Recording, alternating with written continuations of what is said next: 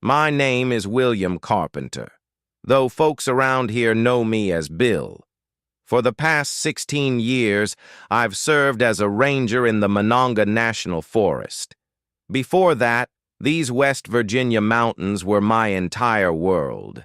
I toiled in the coal mines alongside my brother Danny until that awful collapse in 1974 trapped us. He never got out alive, but I did. That tragedy pushed me toward a fresh path in life, and becoming a forest ranger turned out to be the perfect fit. After so many years, buried in darkness below ground, spending my days out in the open with trees and animals felt like a true gift. I focused on wildlife management, monitoring bears, tallying deer populations, observing predator patterns. By age 43, I believed I'd encountered every beast that roamed these hills, from their calls and prints to their hunting methods. The summer of 1990 brought the most intense heat and drought folks could recall.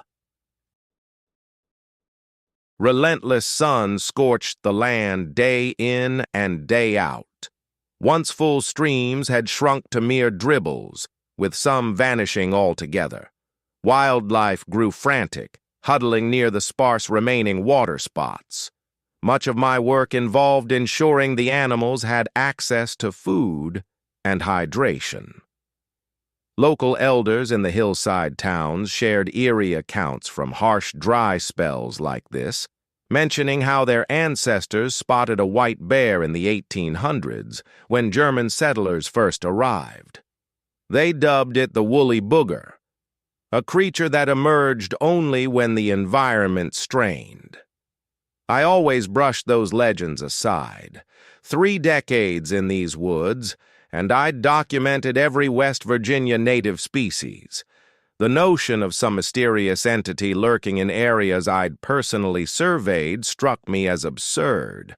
Our largest carnivores were bears, and I could identify each one by sight. Yet that June, an odd shift hung in the air. The sweltering weather wore on both creatures and humans. The logging crews pushed further into the ancient woodlands than ever, insisting they had to remove weakened trees to prevent wildfires. Their equipment roared constantly, felling centuries-old giants. Nearby ranchers fretted over their herds as water dwindled, forcing them to relocate cattle to alternative pastures. A few kept sheep and goats close to the forest borders, betting on any lingering creek water. It was logical, but it set my nerves on edge. Hungry predators turn bold in tough times. That's how I ended up with a frantic call from Sally Henderson on a Tuesday morning, her words trembling so much I struggled to catch them. Quote, zero, quote, she urged. Quote, one, quote, Sally had tended flocks on her property for 3 decades and recognized typical attacks inside out. If she claimed this stood apart, I trusted her judgment. I packed my truck with tracking tools and headed to her place, perched right along the national forest boundary. The scene I discovered upended all my assumptions about these ridges. The 3 carcasses rested in a straight line, roughly 50 feet from her barn. They appeared pulverized to death. No gashes from bites or claws, merely flattened as if immense hands had seized and squeezed the life from them. Sally said, hugging herself tightly even in the stifling warmth. I crouched by the remains, puzzling over the damage. The compression was immense, yet absent any dental evidence.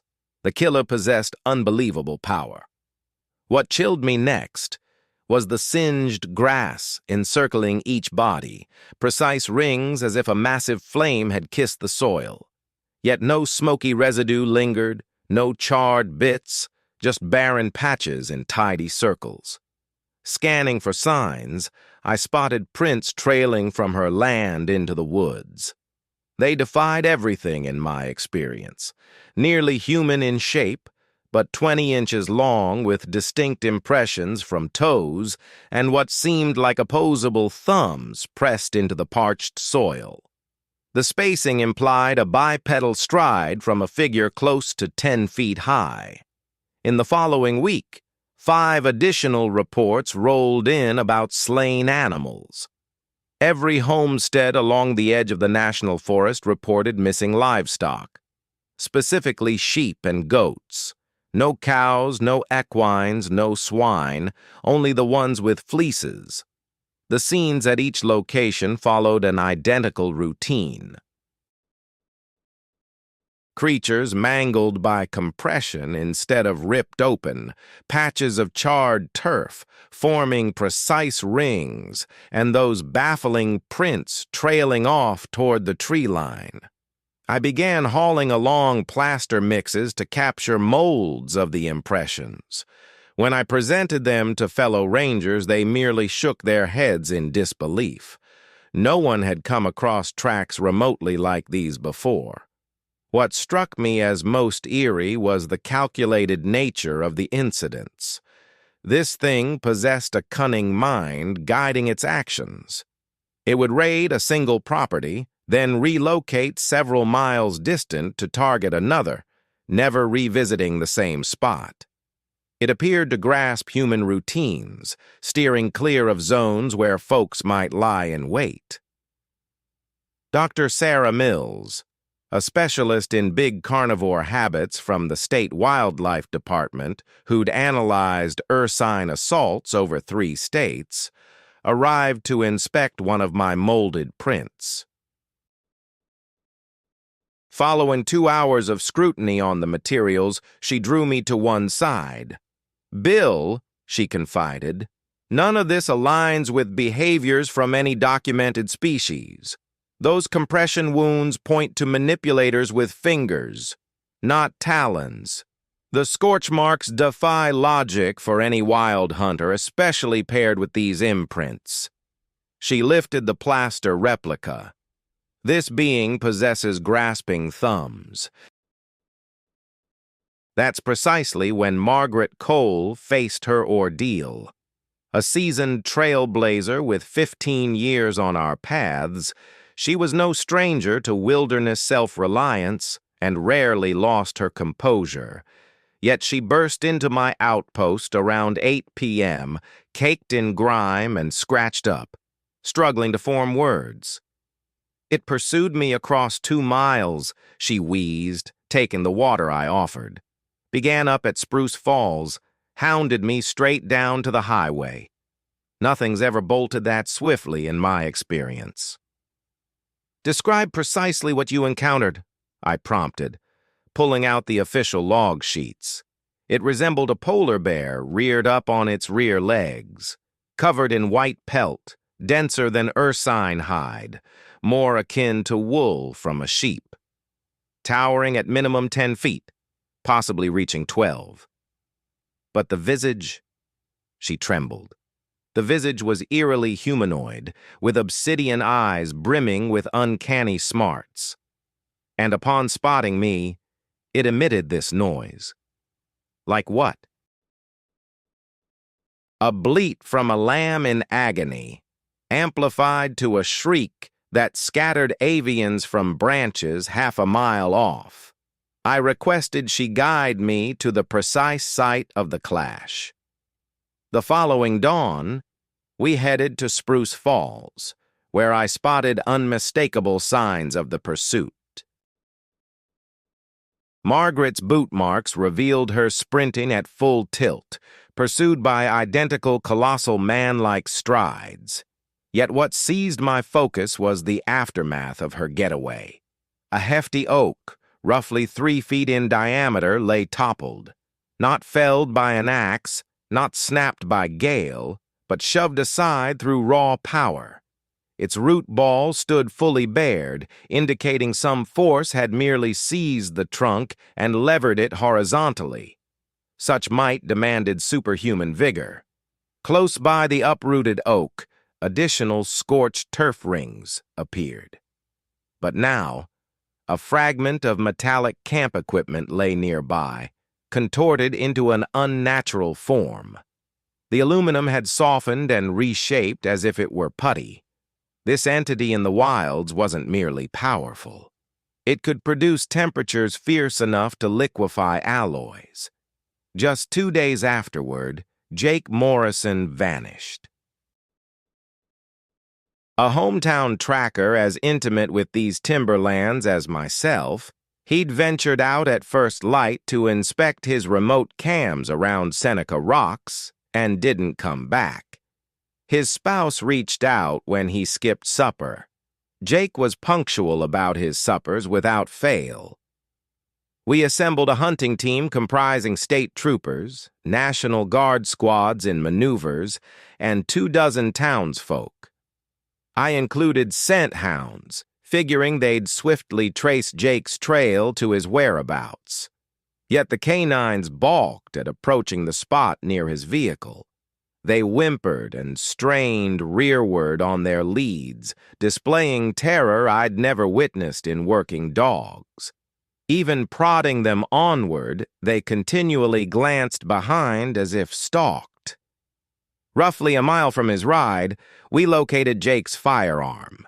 It was knotted like cordage.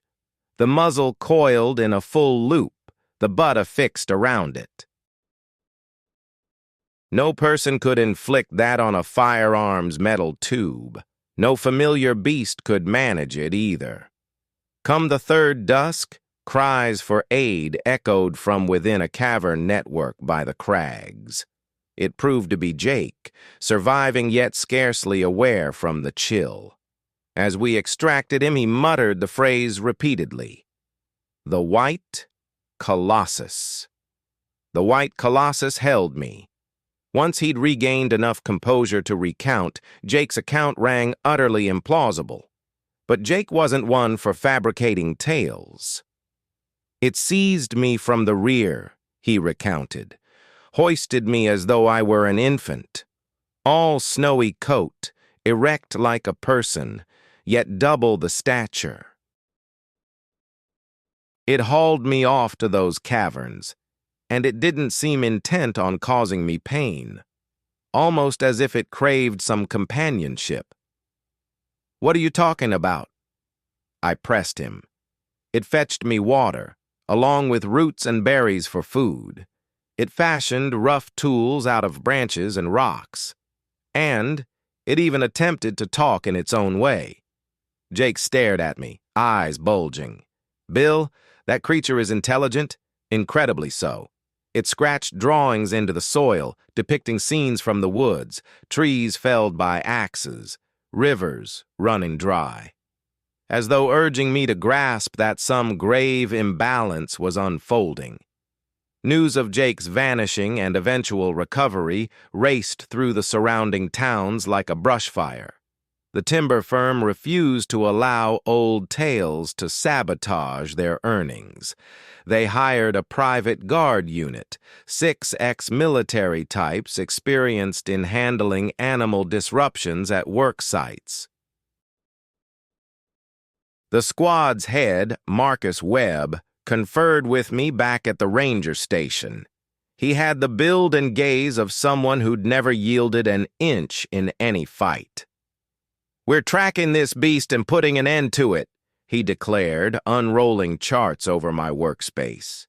My crews tackled everything from unruly grizzlies up in Alaska to loose exotic beasts down in Texas.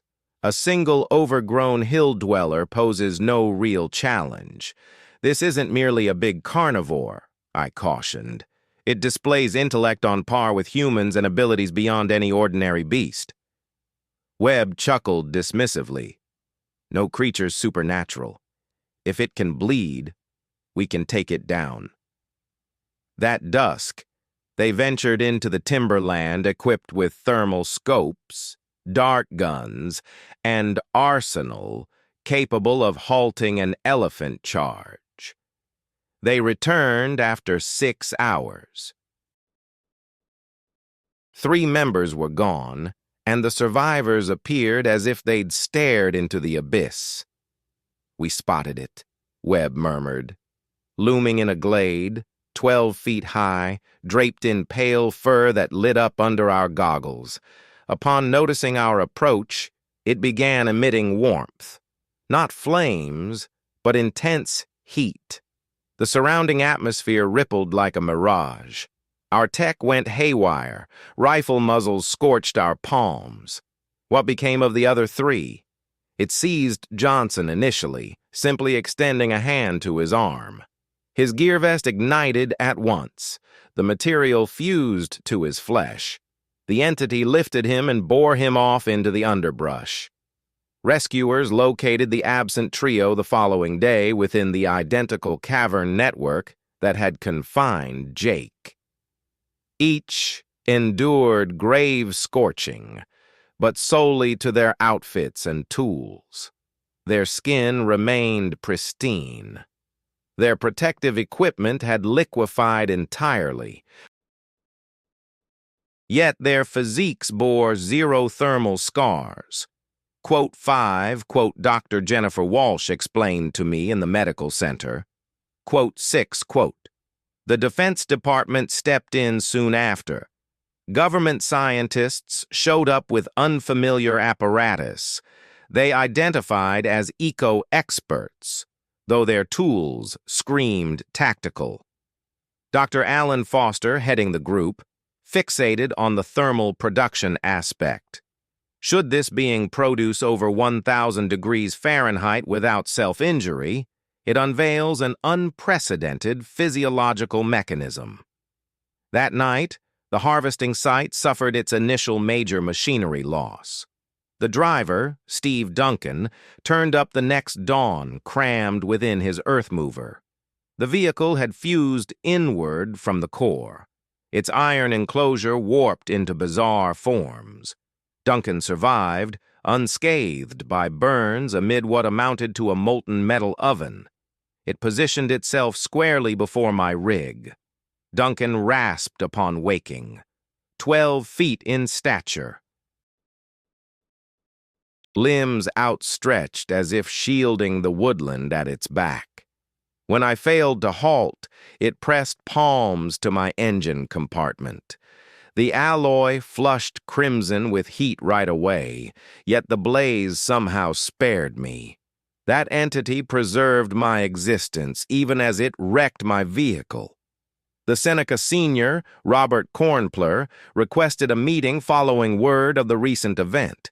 We gathered at his lodge on tribal grounds. My ancestor named it Genwakshosh, the fiery guardian of the peak's vital essence.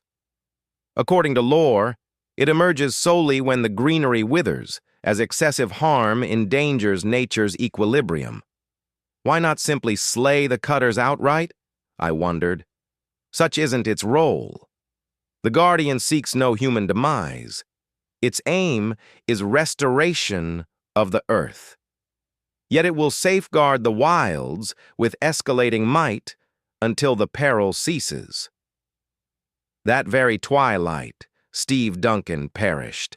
His core heat spiked beyond control in the ward.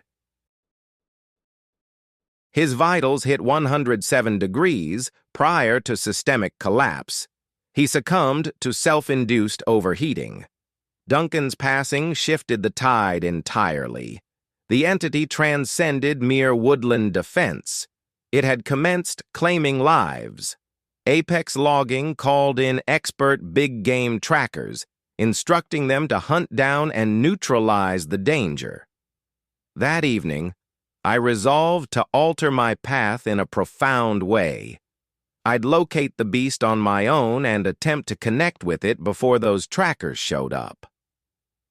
I packed my outdoor supplies and headed by car to the trail entrance close to Seneca Rocks, the spot where Jake Morrison had his initial run-in with it. Venturing deeper into the woods as twilight deepened, the warmth of the summer faded unexpectedly. The scent in the air shifted as well, sharp and electric, reminiscent of the tension right before thunder cracks. I stood on the brink of confronting an entity that would upend all my beliefs about nature. There it was, positioned by the headwaters of Seneca Creek, where the dry spell had turned the lively waterway into scattered, stagnant puddles. It awaited my arrival.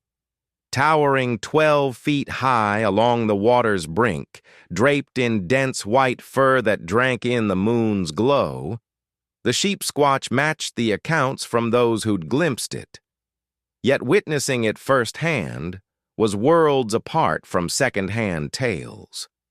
An intense aura emanated from the beast, filling the open space and prickling the skin on my forearms.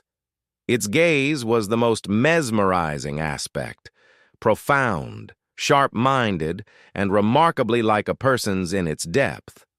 As our eyes met, it pierced right into my core. "I'm not here to harm you," I declared openly. "I just want to comprehend." The creature cocked its head, observing me closely. Moments later, it started producing warmth.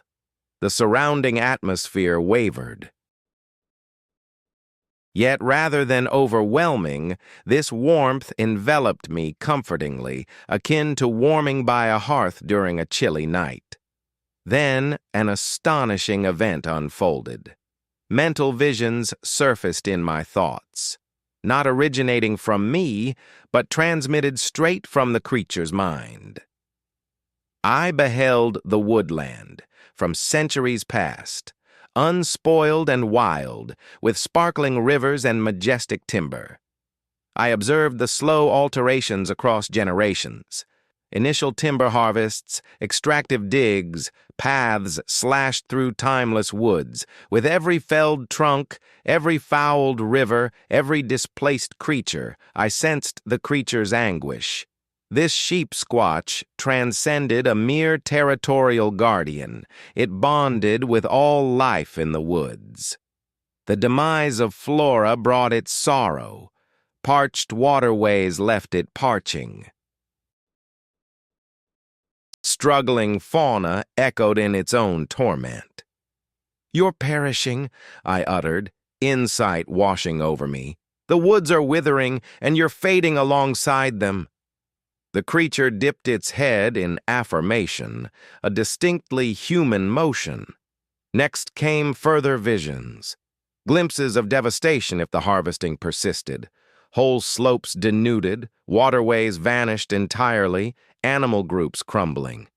Ultimately, the beast itself dissolving as its tie to the environment broke irreparably. How could I assist? I wondered inwardly. The sheep-squatch gestured toward the distant rumble of engines. Apex had rushed in fresh machinery during the night and launched another harvest site. Its intent rang out plainly: halt the pressing peril first. Suddenly, the growl of motors echoed nearer through the trees. Several autos speeding in from various angles. The pursuit squad had come, zeroing in on us. 6 trucks encircled the area, their beams slicing the dark. 20 gunmen spilled out, fronted by a seasoned tracker called Carl Brennan, brought on board to pursue and dispatch hazardous beasts. "Target acquired!" Brennan bellowed, hoisting a massive firearm. "Keep your space! This entity's packing intense thermal output!" "Hold your fire!" I shouted, positioning myself as a barrier between the group and the creature. "This goes beyond a wild beast. It's defending the woodland." "Back off, Ranger Carpenter," Brennan commanded. "It's responsible for a fatality already." At my back, the sheep-squatch's temperature surged perilously. The atmosphere thickened and distorted. The front man launched a sedative projectile toward it. The sheep-squatch let out a bellow. that eerie blend of ovine bleat, morphing into cries of human agony, but up close the intensity was deafening. Glass in the trucks cracked apart. The men clutched their heads, dropping rifles. Then the creature unleashed its pent-up blaze. The spot's heat spiked beyond 1,000 degrees Fahrenheit almost instantly. Fabric on their gear smoldered, firearm components scorched fingers. Yet amid the scorching wave from its form, I stayed shielded in a pocket of refreshing chill. The trackers unleashed their secondary arms. Shots hit the creature yet appeared futile. Then a truck's fuel reserve, overheated by the nearness, detonated. The eruption hurled ignited fragments everywhere. A fiery piece struck close to a cluster of parched pines. In no time, flames engulfed those trees. The creature noticed the fire creeping into the woods and unleashed a deep, pained bellow. It had aimed to safeguard those trees, yet its own scorching presence had ignited them instead.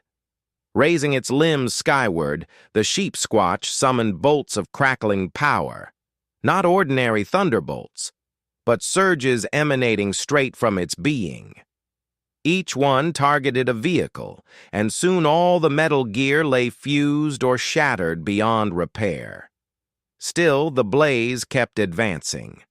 For all its formidable powers, the beast couldn't battle both intruders and the uncontrollable inferno simultaneously. "Let me assist in quenching the flames," I shouted. "Just allow the hunters to go free." The sheep-squatch gazed at me steadily before giving a slow nod. The energy ceased at once. The air cooled toward ordinary warmth, and far off, engines revved as the pursuers fled in their rides. Now it was only the two of us, joining forces to rescue the woodlands, a bond that mattered deeply to us both. Through the dark hours, the sheep-squatch and I battled the blaze with techniques beyond my wildest thoughts. It wielded its thermal command to form fire breaks, scorching paths across the earth to form walls the conflagration couldn't breach. When that fell short, it conjured small storms right there, pulling rain from the clouds to soak the fiercest hotspots. I stayed by its side, applying my expertise in woodland care to guide where its powers hit the vital spots hardest. In unison, we preserved more than 90% of the endangered ancient timber. In those intense moments of collaboration, a revelation hit me that reshaped my view of the entity entirely. This sheep-squatch transcended a mere forest dweller. It embodied the woods themselves in an indescribable bond. Every trunk, rivulet, and creature within the habitat formed a vast, unified whole, with the beast as its tangible form. "What can I do for you?" I inquired outright. Visions flooded my thoughts once more. Paperwork from courts, bureaucrats, decrees for ecological safeguards. The creature grasped the intricacies of human red tape enough to realize enduring safety demanded more than scaring off intruders. In the ensuing months, I stepped up as its voice among people, armed with my collected proof, heat scans, snapshots, accounts from onlookers. I assembled arguments for unbreakable safeguards over the Monongah's pristine zones. 6 months post my meeting with the sheep-squatch, authorities at the federal level enshrined 50,000 acres of venerable forest against cutting, extraction, or building. The Seneca Creek watershed earned status as essential refuge. The assaults from the creature halted right as the mandates kicked in. It seemed the sheep squatch had dissolved away upon fulfilling its purpose. Yet I sensed its ongoing vigil. As lead warden for these safeguarded lands, I'd honed a peculiar attunement to the ecosystem's health.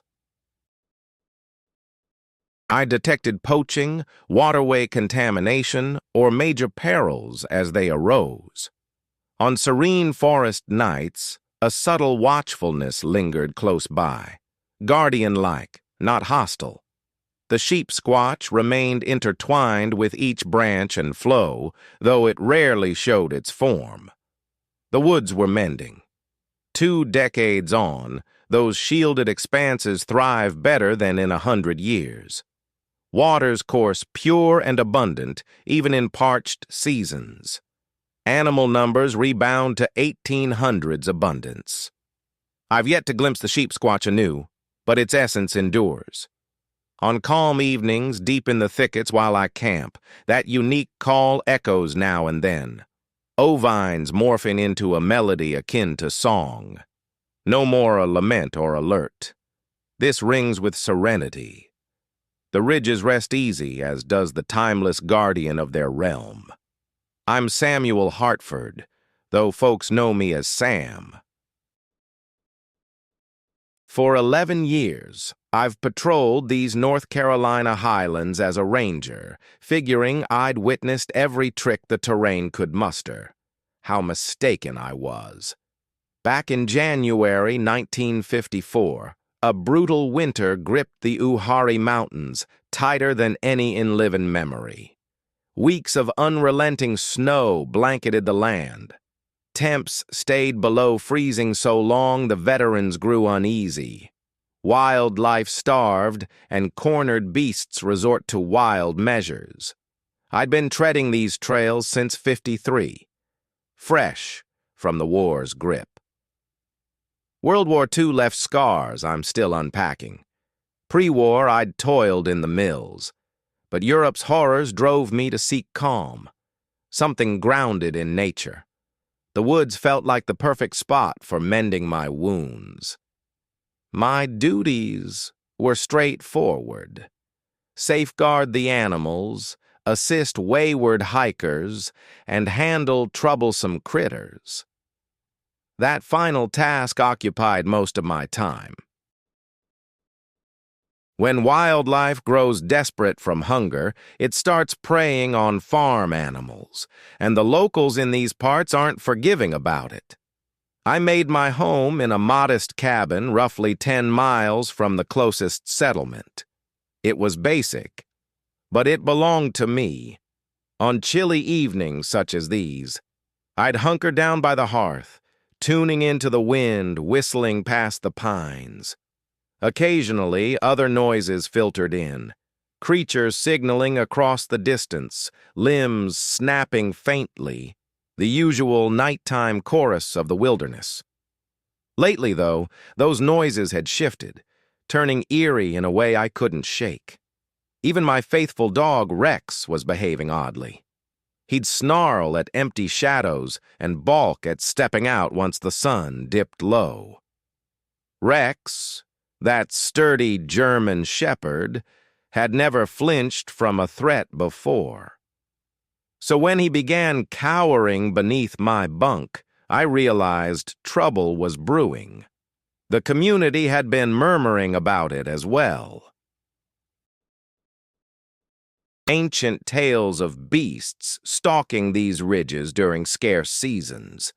The Cherokee who once roamed these lands spoke of a phantom feline that emerged in the famished months.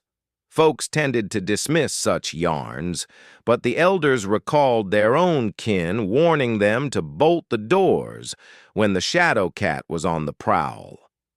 I never set much store by spectral fables.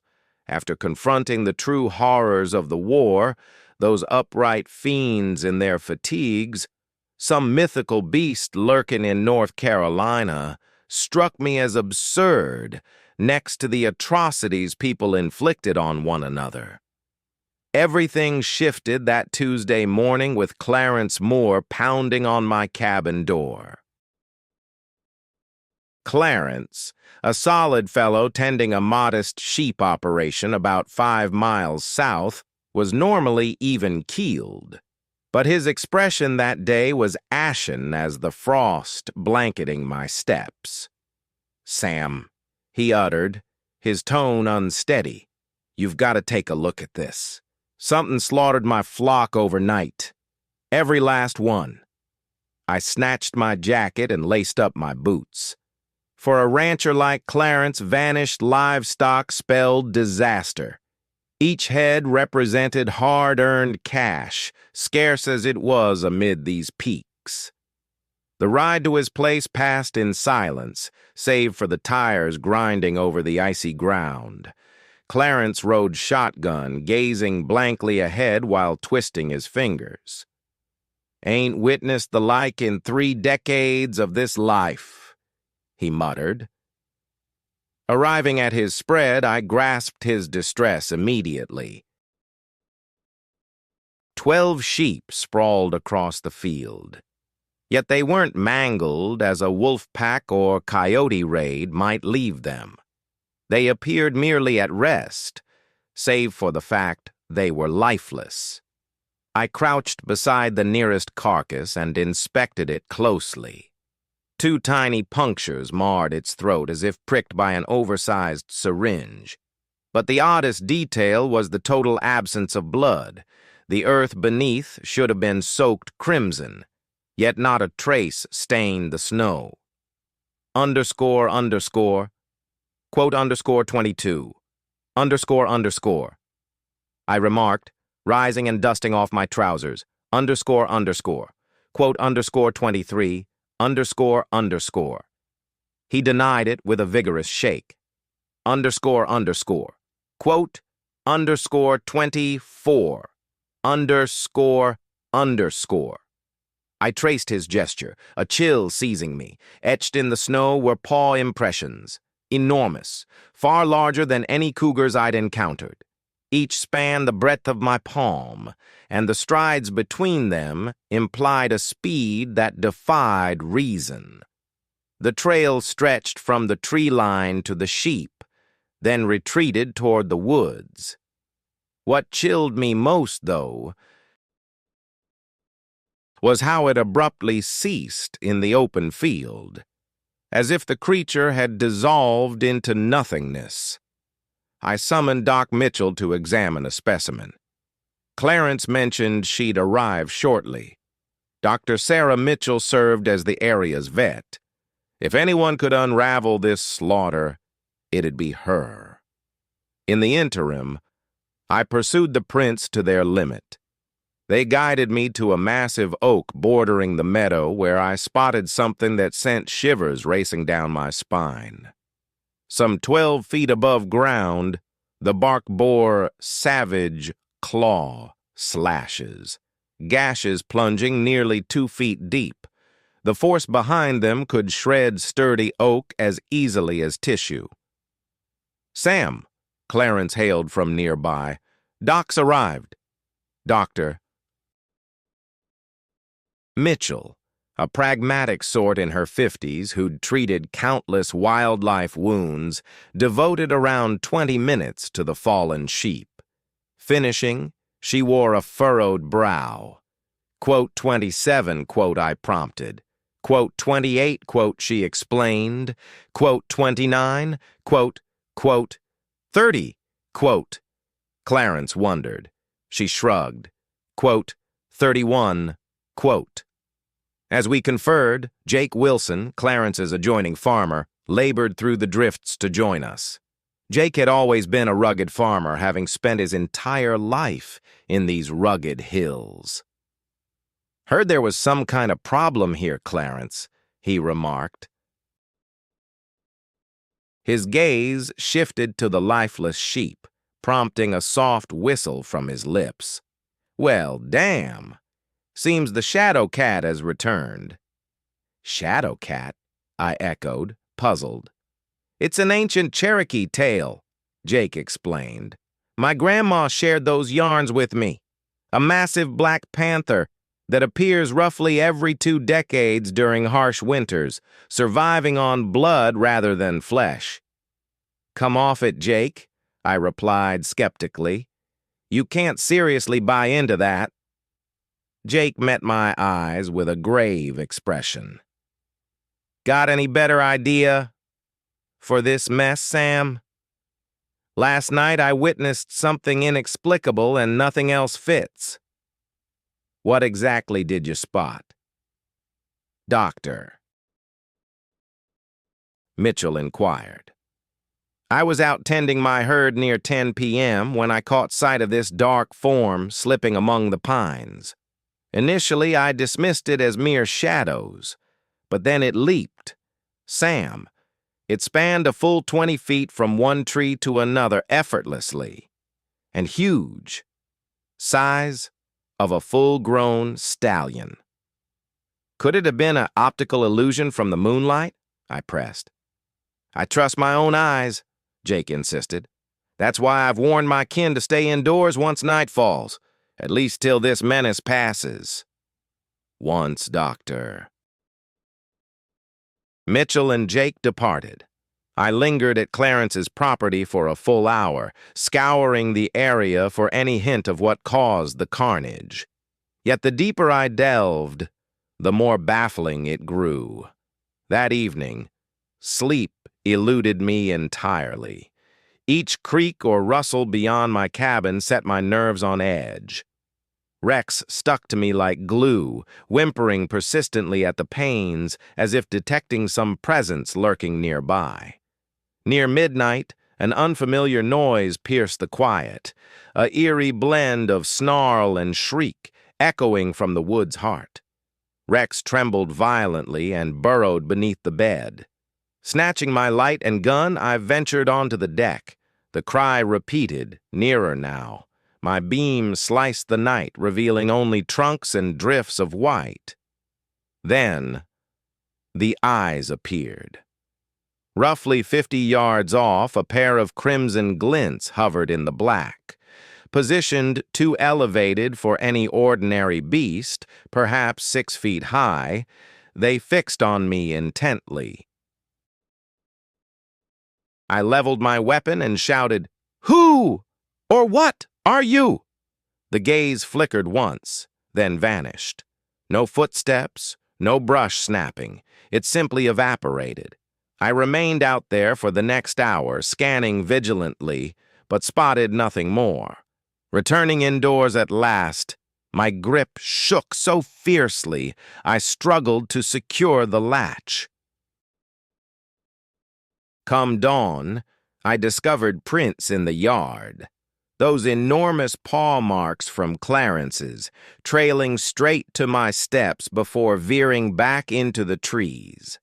The culprit had approached near enough to graze my entrance.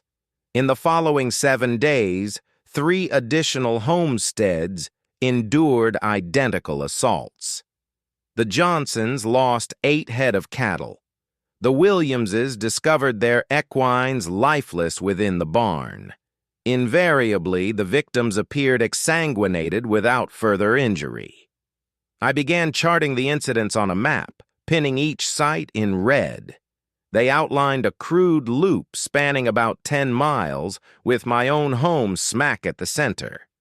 Following the 4th incident, state troopers stepped in, deploying scent hounds to pursue the perpetrator, but the dogs halted at the tree line, howling in distress and balking at advancing. At that point, I turned to the town library for answers. Poring over archived papers and logs for hours. The discoveries chilled me to the core. Periodically, every 2 decades, since 1889, accounts mirrored these slayings. They struck amid the severest cold snaps, enduring precisely 4 weeks. Headlines varied: enigmatic hunter, nameless monster, infernal feline. But the specifics aligned perfectly. Mrs. Henderson, the aged Cherokee librarian whose ancestors had roamed these peaks for ages, grew solemn when I queried the folklore. She murmured. I wondered. she replied. I found myself warming to those legends, particularly after Pete Davidson's ordeal. Pete, a seasoned tracker intimately familiar with the terrain, had pursued the entity for 3 days straight. We located him collapsed by Bear Creek, some 2 miles from the most recent strike. Upon regaining consciousness in the clinic, he appeared ghostly pale and frail as an infant. Physicians were stumped.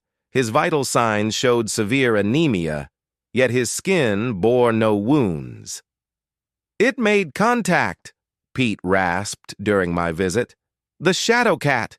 Its claw pressed against my torso, and I sensed my essence draining away." I inquired, "What did the thing resemble?" Pete replied, "The largest feline I'd ever laid eyes on. Pitch black like the dead of night, with crimson eyes that pierced straight through to my core." And then he added, addressing me directly, "Sam." The oddest detail was that I sensed its emotions, as if our thoughts had linked in some uncanny way. Pete's health deteriorated rapidly in the days that followed. He began experiencing hallucinations, viewing the world from the beast's perspective as it prowled for victims. He'd jolt awake in terror, describing shadowy woods where he crept after quarry, gripped by an insatiable craving. That's when the National Guard arrived on the scene. Governor Luther Hodges had deemed the threat grave enough to involve the armed forces. 50 troops rolled in with vehicles, choppers, and weaponry capable of halting a minor invasion. I attempted to warn the leader, Colonel Barnes, that conventional arms wouldn't defeat this entity, but he just chuckled. Quote 55, he told me.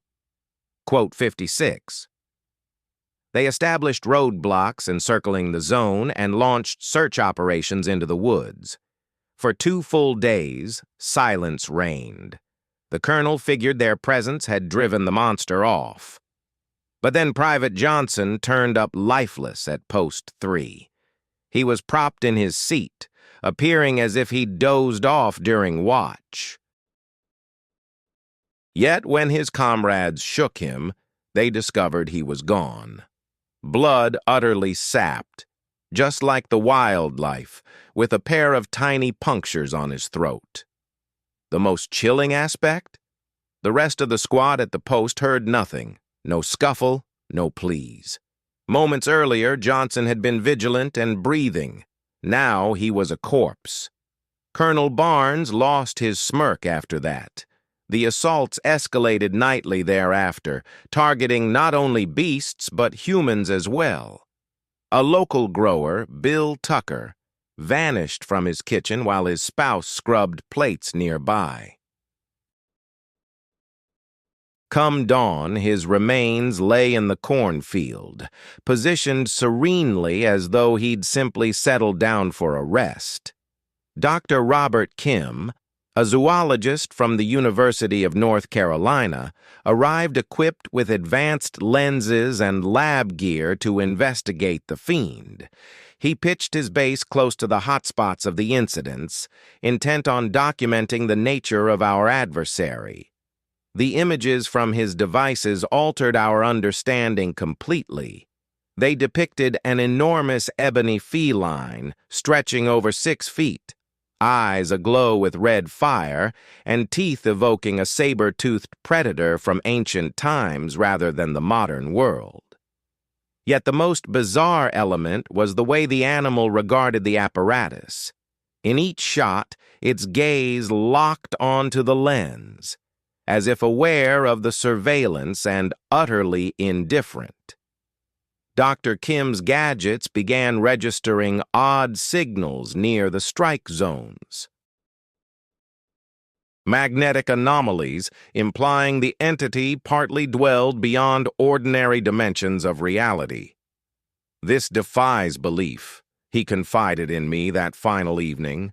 "Based on all established science, such a being couldn't possibly endure. Yet we've got it on record." The following morning, searchers located Dr. Kim inside his study enclosure. Drained dry like the rest, but posed uniquely, limbs folded across his torso, encircled by peculiar etchings in the soil, Cherokee markings that Mrs. Henderson would later interpret as signifying equilibrium regained. At that point, I realized this wasn't merely an unidentified beast. It was an intelligence, deliberate and driven by motives deeper than mere predation. And deep down, I sensed it was targeting me soon. 3 nights post Dr. Kim's demise, the nightmares began. I'd drift off and find myself bounding on all fours amid the trees, the landscape filtered through scarlet vision. Sense of dread carried on the breeze, and a primal yearning scorched within me. Upon stirring, I'd pinpoint the creature's recent path and deeds with precision. The visions felt so vivid that I plotted them on my chart, and each dawn brought confirmations from incoming dispatches matching my insights. On the 4th day, Mrs. Henderson stopped by. She spotted me on the veranda, rifle balanced on my lap, eyes fixed on the tree line. Quote 59, she observed, easing into the seat beside mine. Quote 60, I admitted. It's intensifying with each passing dark. My great-grandmother shared tales of this sort, she murmured. The shadow wanderer selects a vessel for its message, one attuned to its intent. What intent? I pressed, even as intuition whispered the truth. The extraction, she answered softly. The deforestation. The highways they're eyeing for the holy sites. The earth weeps, and the shadow wanderer responds to the call. I recalled the blueprints at the district hall, outlines for vast open-pit digs that would ravage miles of woodland. I considered the Cherokee grave sites slated for ruin and the wildlife facing displacement. Quote 62. Quote, she replied, your obligation to humanity and your duty to nature. That evening, sleep was the last thing on my mind. I grabbed my rifle, packed a bag with essentials, and ventured into the woods. If this being wished to speak with me, I'd confront it in its domain.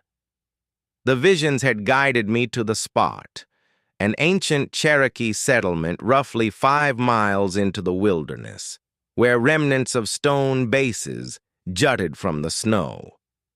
During the trek, a presence trailed me, hidden yet ever observant. I arrived at the ruins as the moon dipped low. The woods fell utterly still. No breeze, no wildlife calls, not a peep. My own steps barely registered. Then, from the gloom, it emerged. Pictures failed to capture its true form. Towering like a pony, it boasted glossy ebony coat that devoured the light. Crimson eyes burned like embers in the night. Its maw revealed teeth rivaling my fingers in length. Yet what chilled me most were those eyes, piercing with a human-like cunning, far beyond any beast's gaze. __, quote _64__, I uttered, startled by my steady tone. It cocked its head, and visions surged into my thoughts. I glimpsed the woodland in its prime, dense and pristine, teeming with vitality. Cherokee clans dwelled there in balance, harvesting solely necessities. Next came the ravages, vast swaths of timber felled, peaks ripped open for coal, rivers tainted by waste. The planet's anguish pierced me, demanding reckoning. You're no mere hunter, I realized, insight dawning. You safeguard this realm. The scenes shifted to reveal impending threats. Fresh digs for ore, paths slicing through holy graves, open scars scarring habitats whole. The entity's fury crashed over me, timeless and fierce. At last, its desire crystallized. Quote, 67, I ventured, quote, 68, It advanced, its aura pulsing like flame's warmth. A huge paw extended, brushing my torso softly. A jolt coursed through me. Abruptly, sounds enveloped me, pulses from creatures afar, the gradual stretch of foliage, the murmur of hidden aquifers. I merged with the woods, sensing its torment and pleas. Yet this bond exacted a toll. My vitality ebbed, sustaining the entity's otherworldly life. Time warped, locks silvered, posture curved in moments. Quote, 69, I wheezed. Quote, 70, fresh visions assailed me as its mortal envoy, leveraging my ranger role to shield the trees from despoilers. I'd gain ethereal gifts, talking with beasts, detecting dangers from afar, shaping the wild. But humanity would slip away. I'd straddle worlds, tethered to the forest eternally. It retreated, poised for my reply. I weighed my former routine, the straightforward work, secluded home, everyday worries. Then, refusals fall out, digs proceeding, woods raised, the shadow walker slaying until heard. Recalling wartime horrors, mankind's ruinous path, I pondered switching allegiances. Quote, 71, I declared. Its gaze intensified, snout pressing my brow. Energy stormed in like thunderbolts, reshaping my essence. Awareness sharpened, ties to the wild deepened. Finished, I transcended mere Samuel Hartford park warden. I embodied a link twixt civilization and untamed, empowered to guard the defenseless. The shadow walker dissolved, misty as vapor. Yet ere vanishing, it granted a final sight. The miner's gear, unattended at camp, ripe for sabotage to ensure it never stirred. Over the following 3 days, I wrecked every mining tool within a 50-mile span. My enhanced prowess simplified it. I glided silently, pierced blackness with sight, detected people from distances. When they imported replacements, those faltered similarly. After 2 weeks and massive losses in wrecked gear, they abandoned the site for elsewhere. Reports cited glitches and deemed the region unfit for extraction. No one ever wondered why every piece of machinery broke down simultaneously, or why the breakdowns spiked so dramatically in that specific woodland. The Shadow Walker's rampage ceased the moment the mining outfit packed up and departed. The military's formal account claimed they'd taken down a feral mountain lion, wrapping up the incident. I kept silent rather than challenge their version. Colonel Barnes stopped by to express his gratitude in person for my role in locating the beast. He was completely unaware that I'd been the one to halt its attacks. Quote 72, he remarked, gripping my hand firmly. Quote 73. I grinned and assured him I was content as a ranger. That held more truth than he knew, though my duties had evolved quite a bit. Pete Davidson made a full recovery as soon as the entity vanished. Their link severed, he forgot all about the haunting images that had plagued him. He returned to his hunts, but he steered clear of the deeper woods from then on. Others couldn't spot my inner shift, yet I noticed it constantly. I could detect poachers stalking deer from great distances. I anticipated storms days ahead of their arrival. Songbirds would perch on me, whispering warnings of wildfires before any haze appeared. The shadow walker lingered somewhere in the wilds. On still evenings, I sensed its watchful gaze over the trees.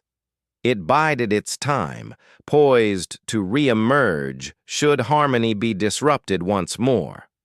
Authorities eventually granted the Uhari Mountains extra safeguards under federal law, complicating any mining efforts there.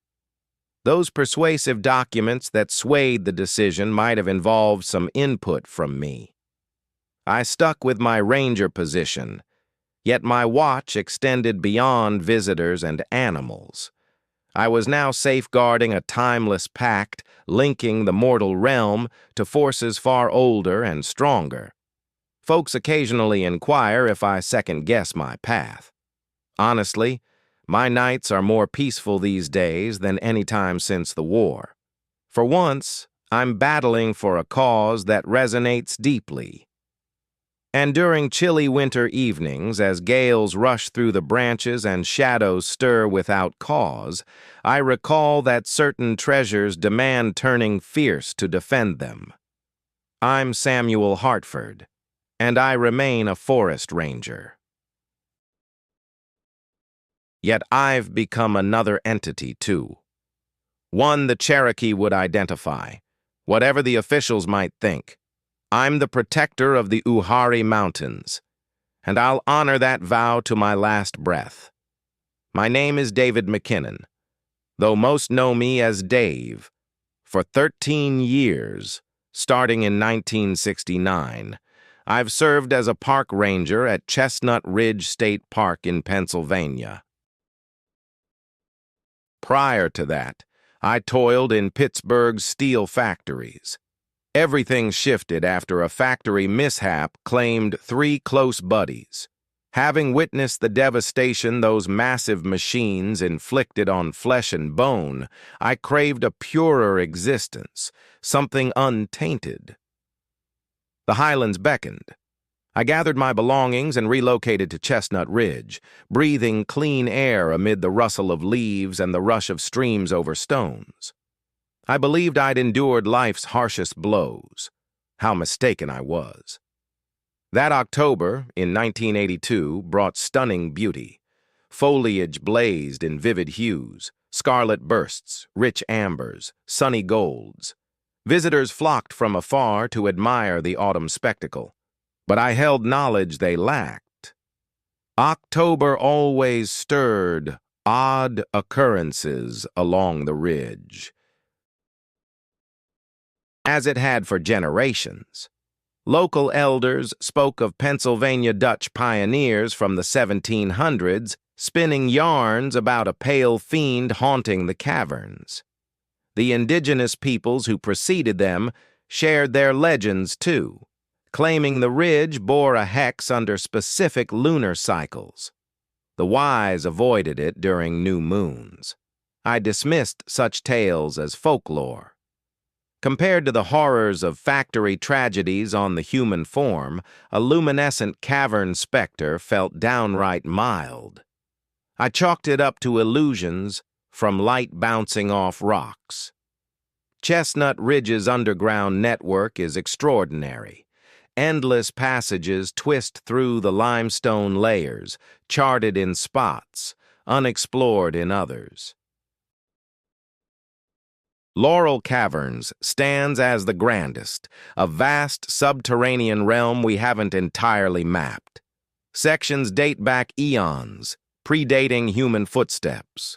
I focused on cave rescues, committing to memory each passage, shaft, and hazard where trouble might strike or explorers could vanish.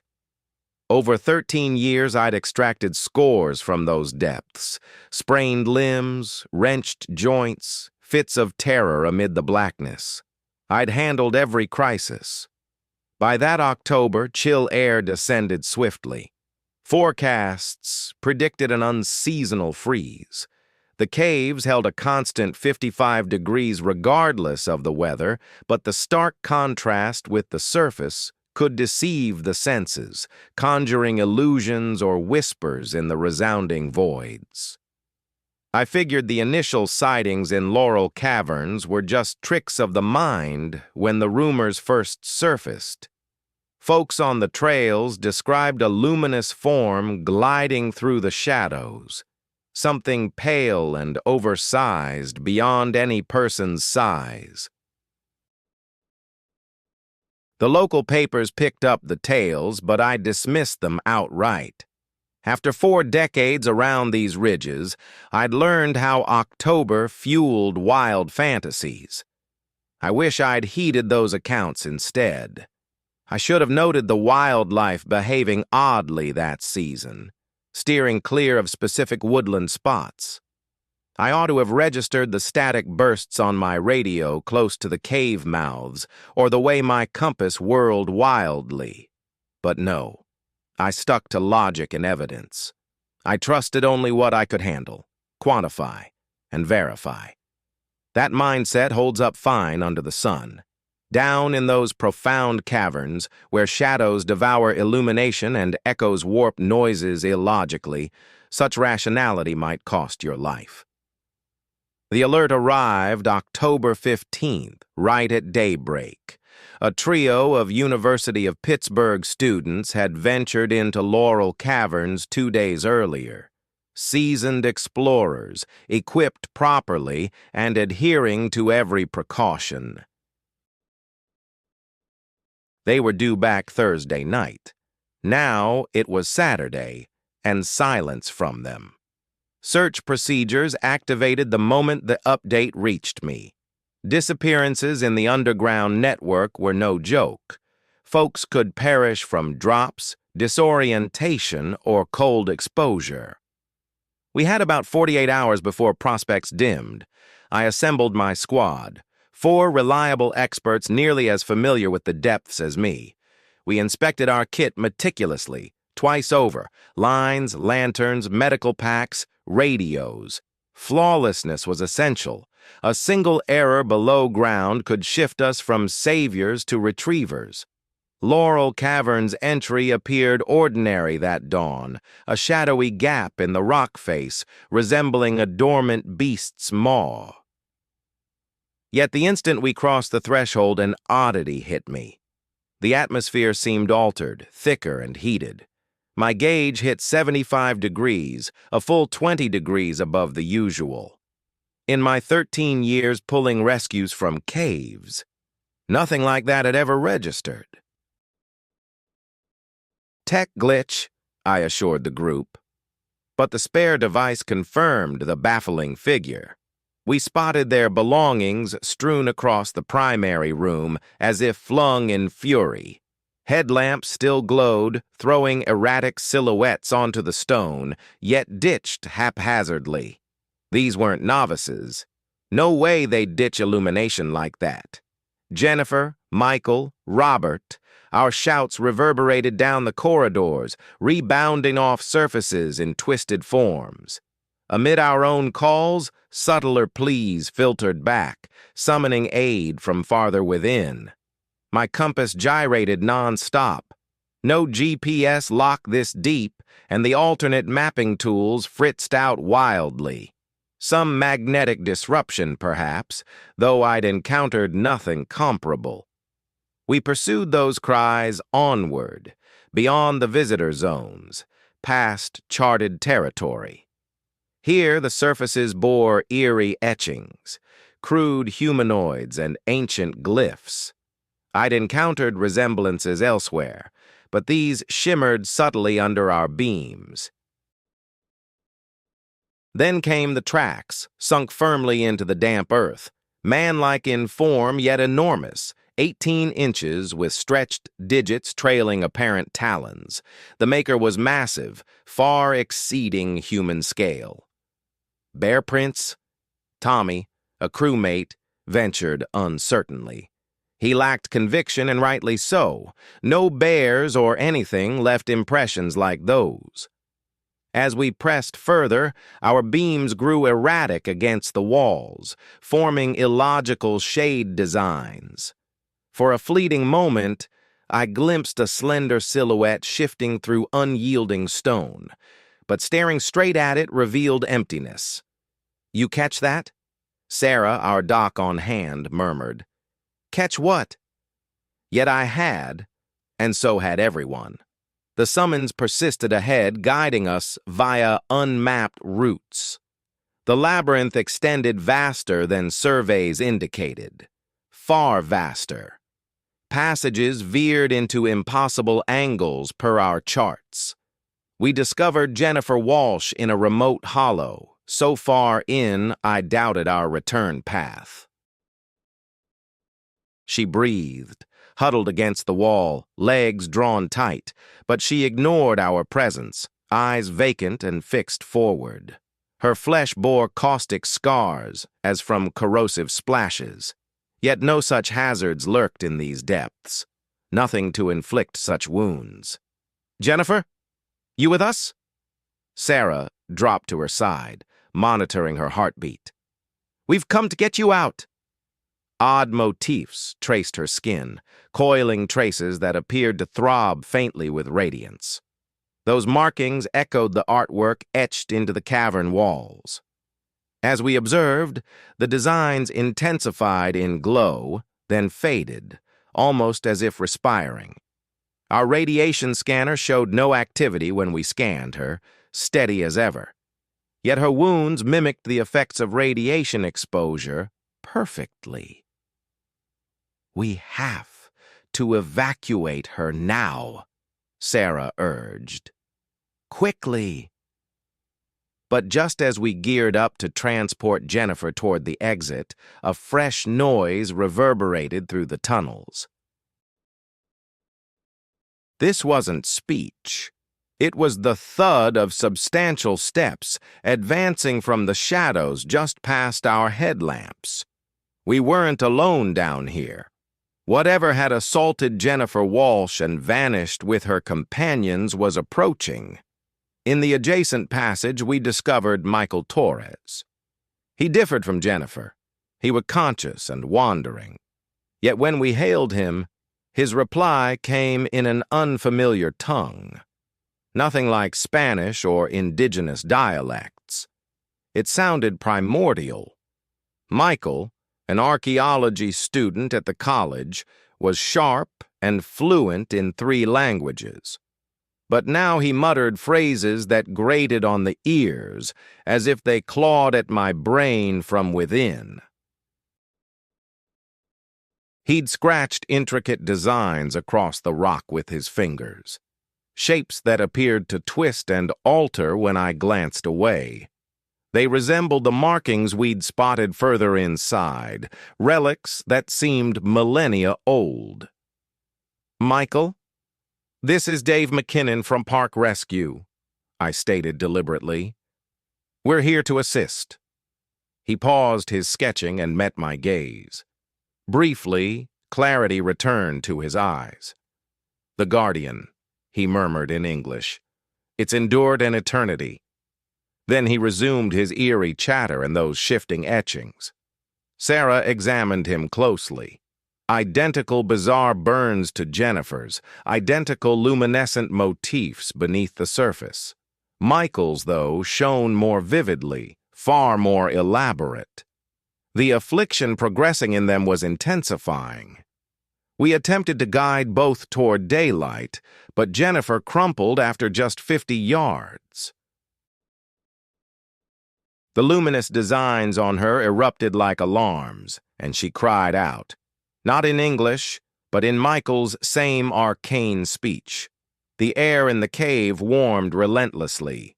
80 degrees, then 85 degrees. Our instruments defied logic. Compasses whirled erratically. The radio crackled with murmurs in that prehistoric dialect. That's when I glimpsed it distinctly at last. The entity emerged from the stone as if fluid, towering 8 feet, roughly human-shaped, yet distorted in every feature. Its flesh emitted the same ethereal luminescence as the symbols on Jennifer and Michael. Wherever it brushed the walls, glowing palm impressions lingered, throbbing like pulses. The creature peered straight through me. A torrent of visions overwhelmed my thoughts. Not mine, but another's. Some alien entities.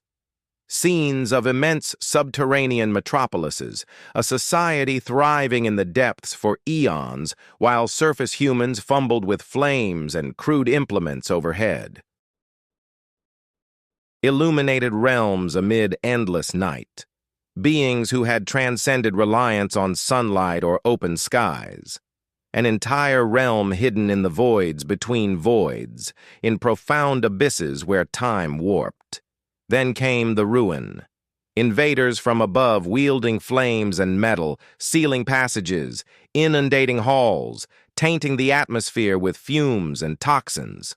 A slaughter so ancient it had faded into folklore, into fable. The final remnant, solitary for ages, lurking in the profound desperation mountain over the years. The vision ceased.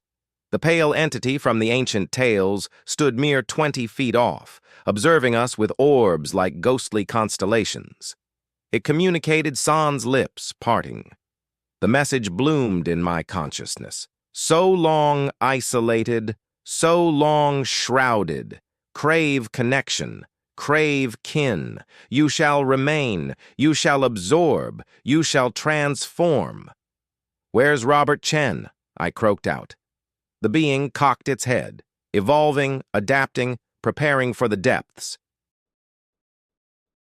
Nearly fit for the chasms. In our wake, fresh openings materialized in the walls, openings descending, ever deeper, into mountain sectors that defied geography. The pale one was barricading the routes to the world above, confining us to its buried domain. Chronology bent oddly below. My wristwatch displayed erratic hours with each check. Surface radio contacts occurred at baffling gaps. Attempts to summon reinforcements yielded mere interference. We were isolated, buried hundreds of feet deep, facing a presence that phased through unyielding stone and reshaped the labyrinth on a whim. A presence so starved for company after endless isolation that it would reshape mortals to evade further loneliness. The detectors, at last, began ticking. Not from any traceable element, but emanating from the pale entity. Its mere proximity was toxifying us. Strands of hair loosened and shed. Our flesh started blistering. Deep within the most remote sections of those caverns, Robert Chen was undergoing a metamorphosis into a form suited for this subterranean existence, one that could provide eternal companionship to the final sentinel of a vanished society amid the perpetual gloom. We discovered Robert Chen in a vast, church-like cavern absent from all our charts. Its walls arched upward into shadows our beams couldn't pierce, adorned with murals that throbbed with their own radiant glow. The chronicle of a whole race depicted in luminous hues. Robert perched at the heart of the space, though he scarcely resembled a person any longer. His complexion had turned as pallid as fungi. His eyes had enlarged, tailored for unending night. His words reverberated oddly when he uttered them, as if emerging from the depths of a cavernous pit. __. Quote _86 __, he uttered, revealing a grin lined with far too many teeth. Our existence awaits above. Loved ones, duties, commitments. Bobby, we've received word of a climbing mishap at Diamond Point. Group of 4 from Virginia Tech. They're describing some outlandish stuff. Are you the ranger? Thank goodness. We have to report an assault. Assault? What sort? Rocks hurled from higher up? Not a person. Some kind of creature. We'd reached roughly 200 feet on the face when they appeared from thin air.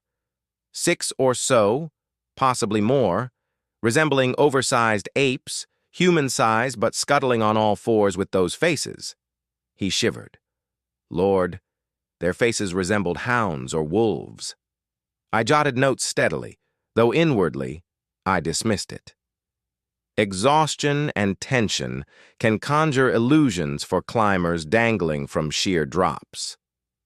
These ape-like beings, I replied evenly. What precisely did they attempt?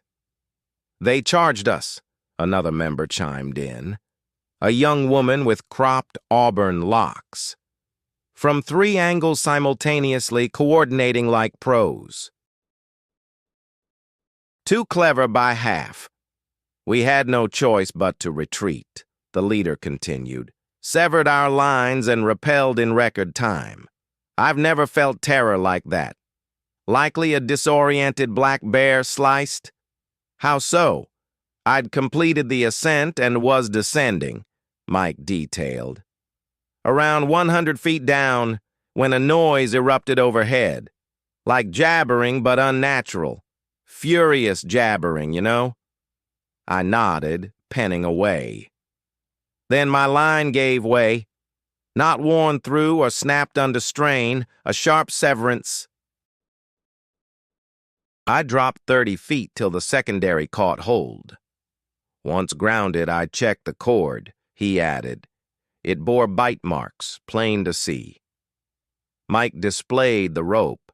Indeed, massive incisors had sheared it clean. The pattern of the bite was nothing like anything I'd encountered before. Far too large for a canine, and the form didn't match a bear's at all. Mike, I said with caution, did you catch sight of whatever caused this? He shook his head no. Only shadows shifting across the cliff overhead. Quick ones, leaping ledge to ledge.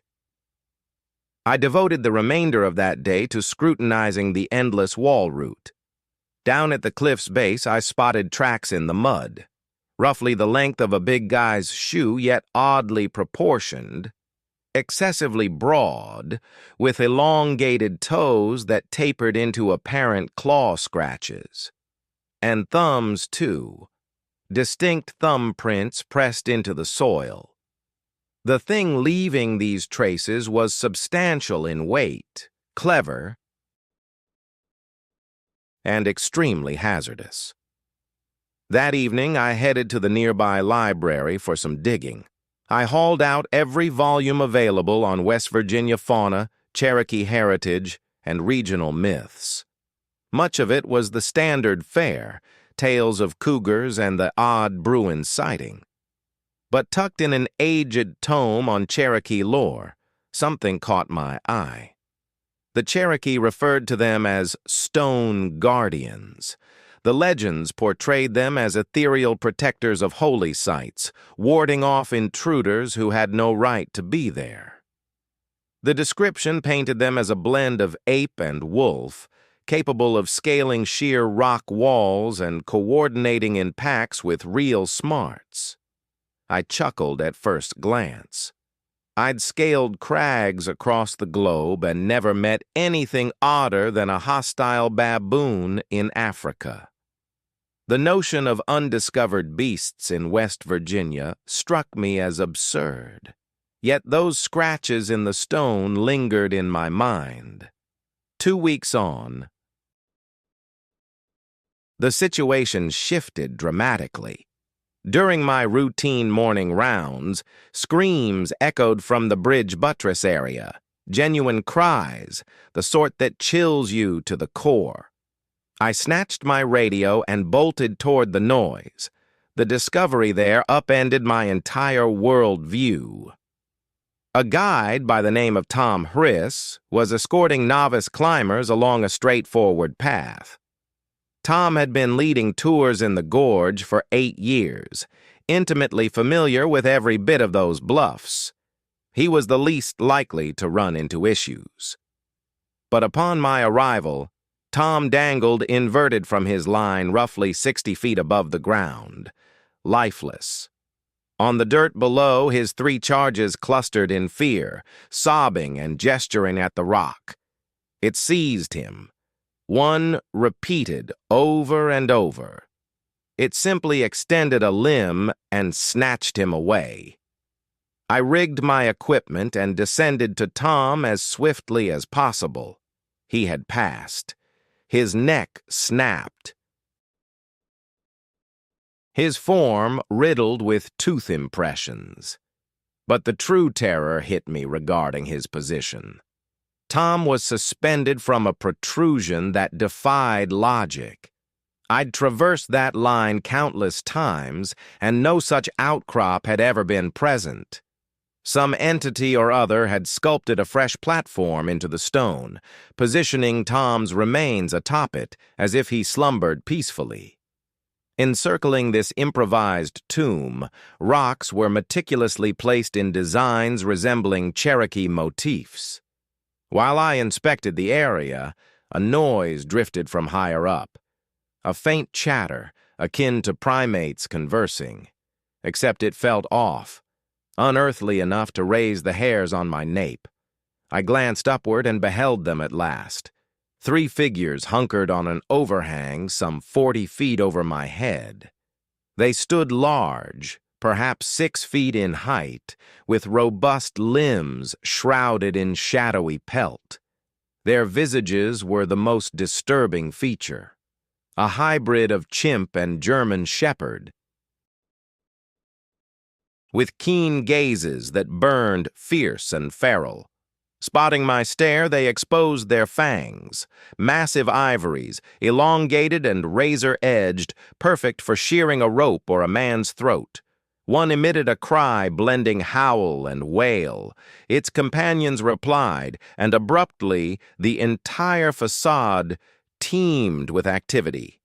I tallied no fewer than 8, bounding ledge to ledge with uncanny agility. They glided as if featherlight, defying the pull of earth, and everyone fixed its attention on me. That evening, I convened an urgent session with my boss and the park director. I presented all the evidence, the gashes, the chew signatures, the tracks, and Tom Hris's demise. I even shared snapshots of the beings I'd snapped from the wall. "This is grave," the superintendent remarked after reviewing my proof.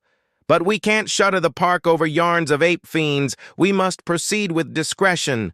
"Discretion about what? Folks are losing their lives." "We'll ramp up ranger sweeps," he replied. "Post alerts on hazardous animals, but avoid spooking visitors with chatter of mysterious entities." I itched to contest it, but I grasped the stakes. New River Gorge funneled millions into the area's coffers annually. Shutting it down would sting plenty, though I realized those beings lurked still, growing ever more audacious. In the ensuing 2 weeks, the disturbances surged. Mountaineers noted gear vanishing from cliff bottoms during the night. Ropes turned up severed in spots that defied logic, and 3 additional climbers fell victim to assaults, escaping with just slight wounds. Every incident unfolded along those same 5 or 6 routes. Steep rock walls that my investigations revealed held deep spiritual significance for the Cherokee people. These beings weren't striking at random. They were safeguarding particular territories. I began pitching camp close to the troubled zones, eager to uncover details about their habits. What unfolded before me proved both captivating and chilling. Their intelligence stunned me. I observed them collaborating to tackle intricate challenges, such as severing a line secured to a fixture 70 feet above the sheer drop. One would scale the wall and gnaw through the cord, while a pair below braced to snag any plummeting debris.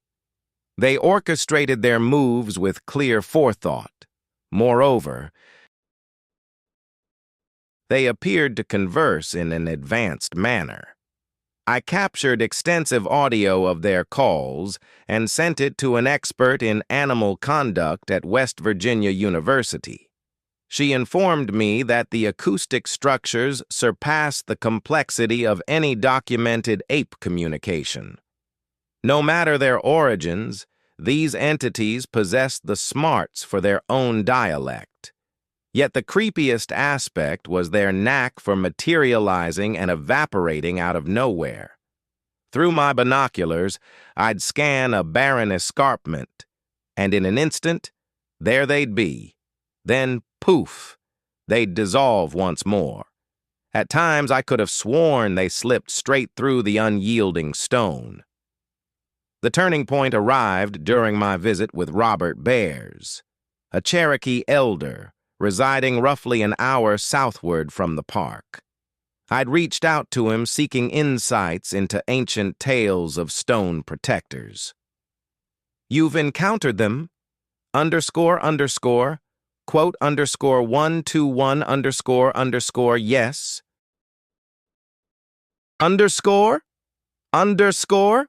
quote _122 but their nature eludes me. Quote _123 My grandfather shared stories of the stone guardians in my youth. He explained they're no mere beasts. They're ethereal beings, the essences of warriors who perished while shielding holy grounds. They manifest in tangible shape only when those sites face peril. Peril from what? From folks who fail to grasp the stakes. Those escarpments your climbers navigate? They're far more than mere stone. They're hallowed realms where our forebears communed with the unseen, sought prophecies, and marked passages to maturity. When outsiders turn them into recreation zones, the guardians stir. Perhaps though it demands comprehension and reverence, qualities few are prepared to offer. Rangers, my troops can manage a handful of riled-up simians. Those things aren't beasts, he murmured. They're spirits, spirits capable of taking lives. You hold the potential to connect them, but solely if your kin embrace reverence, only if they grasp the true essence of what they're scaling. What role do you envision for me? I inquired. The visions pouring into my thoughts were unmistakable. Select cliff sections must stay forever forbidden. The deepest sacred origins, sites of the Cherokees' pivotal rituals. Alternative zones could welcome climbers, provided they first absorb lessons on the area's heritage. Mountaineers ought to recognize their status as visitors in a sanctified domain. We'll bestow upon you strength, quote 134, quote strength, to safeguard our kind and yours alike, though you must wield it with care.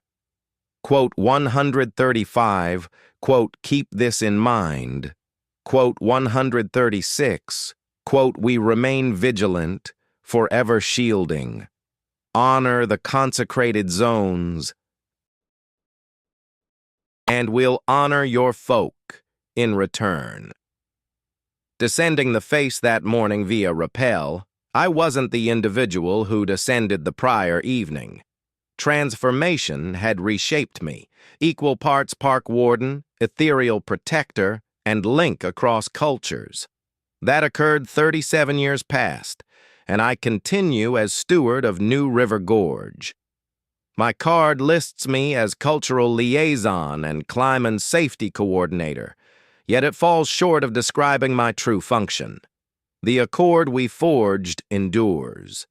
Key cliff sections stay sealed off indefinitely, indicated by placards detailing their spiritual weight to the Cherokee.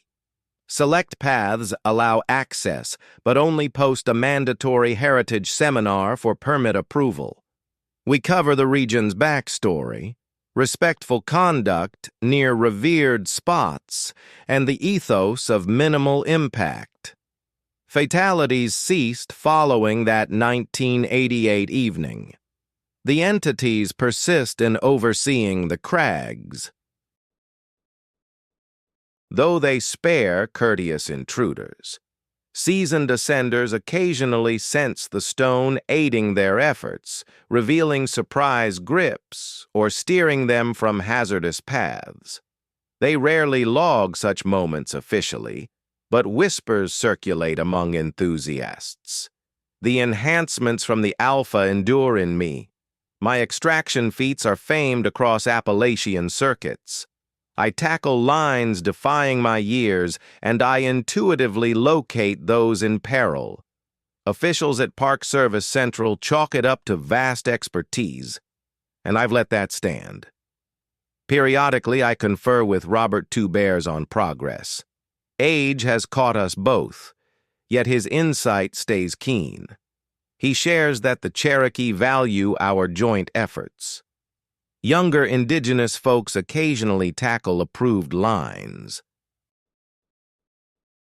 blending heritage rights with current security methods. Flaws persist in the setup. Certain mountaineering groups gripe over limits.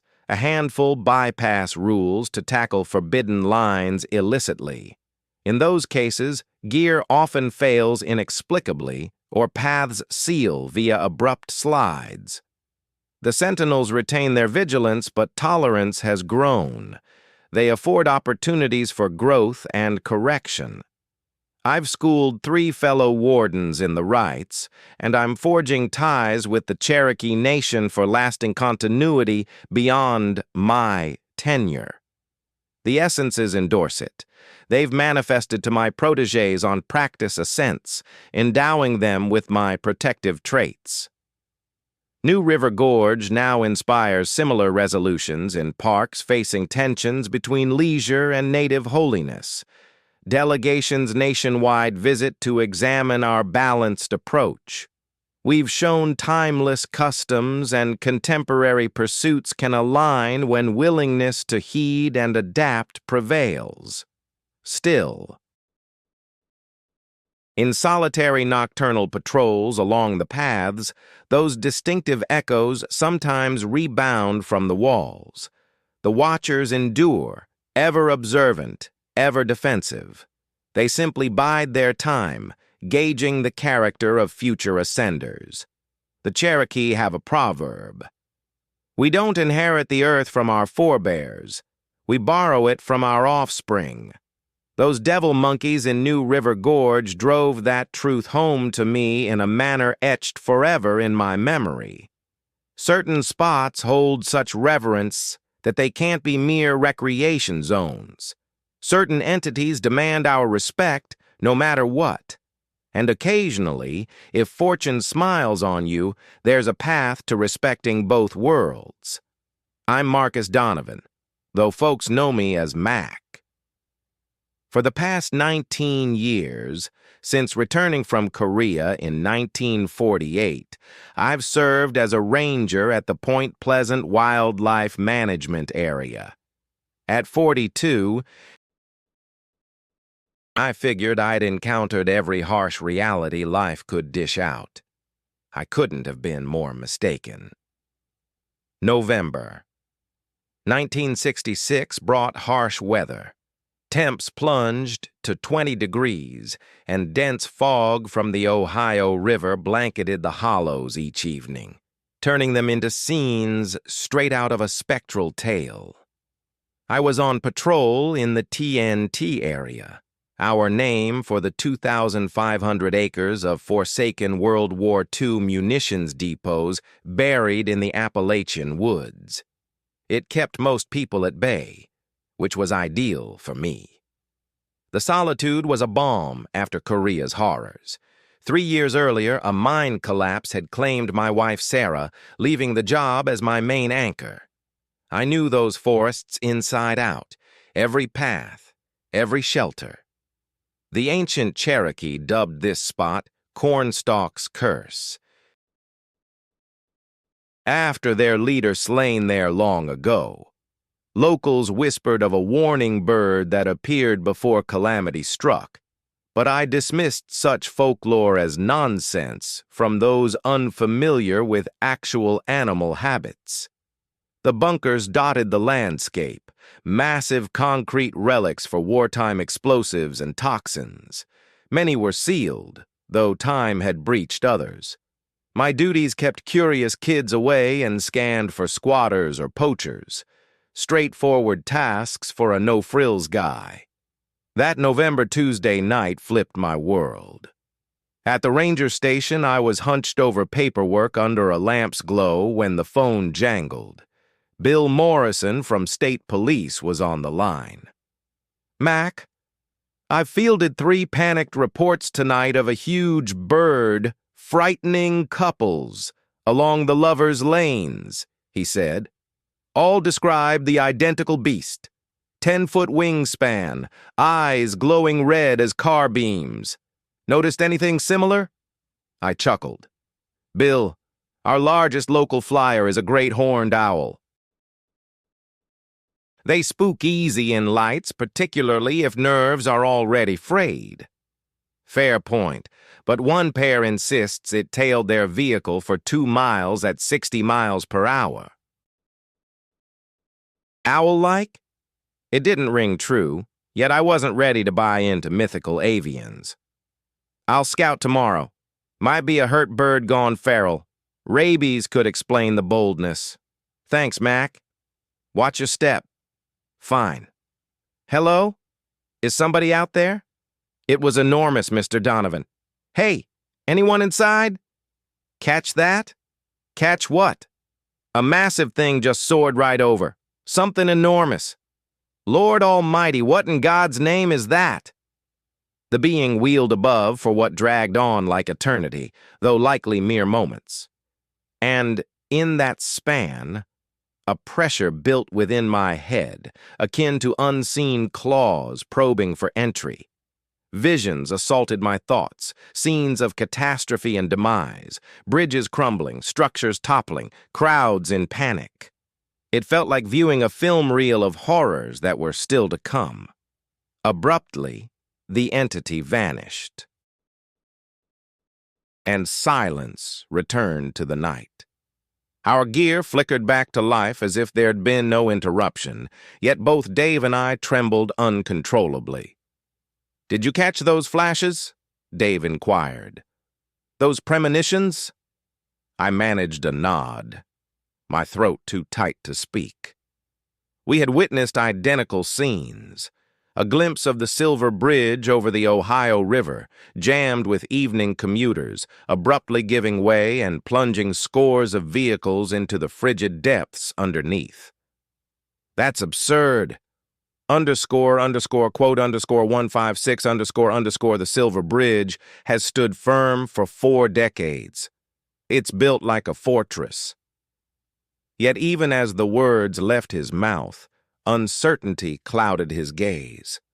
We both sensed the undeniable reality of that foresight, the grim inevitability that it would unfold just as shown. The following day, Dr. Robert Smith showed up from West Virginia University, an ornithologist specializing in avian species. He arrived with far more advanced tools than Dave's setup. Dr. Smith was a compact, jittery fellow in heavy spectacles, prone to elaborate terminology, but undeniably sharp in his field. "I've examined every bird variety across North America. No matter what lurks here, it defies conventional field guides. Intriguing, this pitch triggers panic in warm-blooded creatures. It's a tactic some apex hunters use to stun victims. But this intensity is unprecedented." While he talked, his complexion drained of color, and he gestured to a meter. "The emission's intensifying. The source is drawing nearer. You are selected, you shall serve as my messenger. For inevitable endings, for transformation, for the dread that sustains me." I do not orchestrate these occurrences, I simply proclaim them. I draw sustenance from the spiritual surge of collective demise. It defines me. For there must be an observer. There must be one to bear the alert, even if it's dismissed. That is the herald's duty.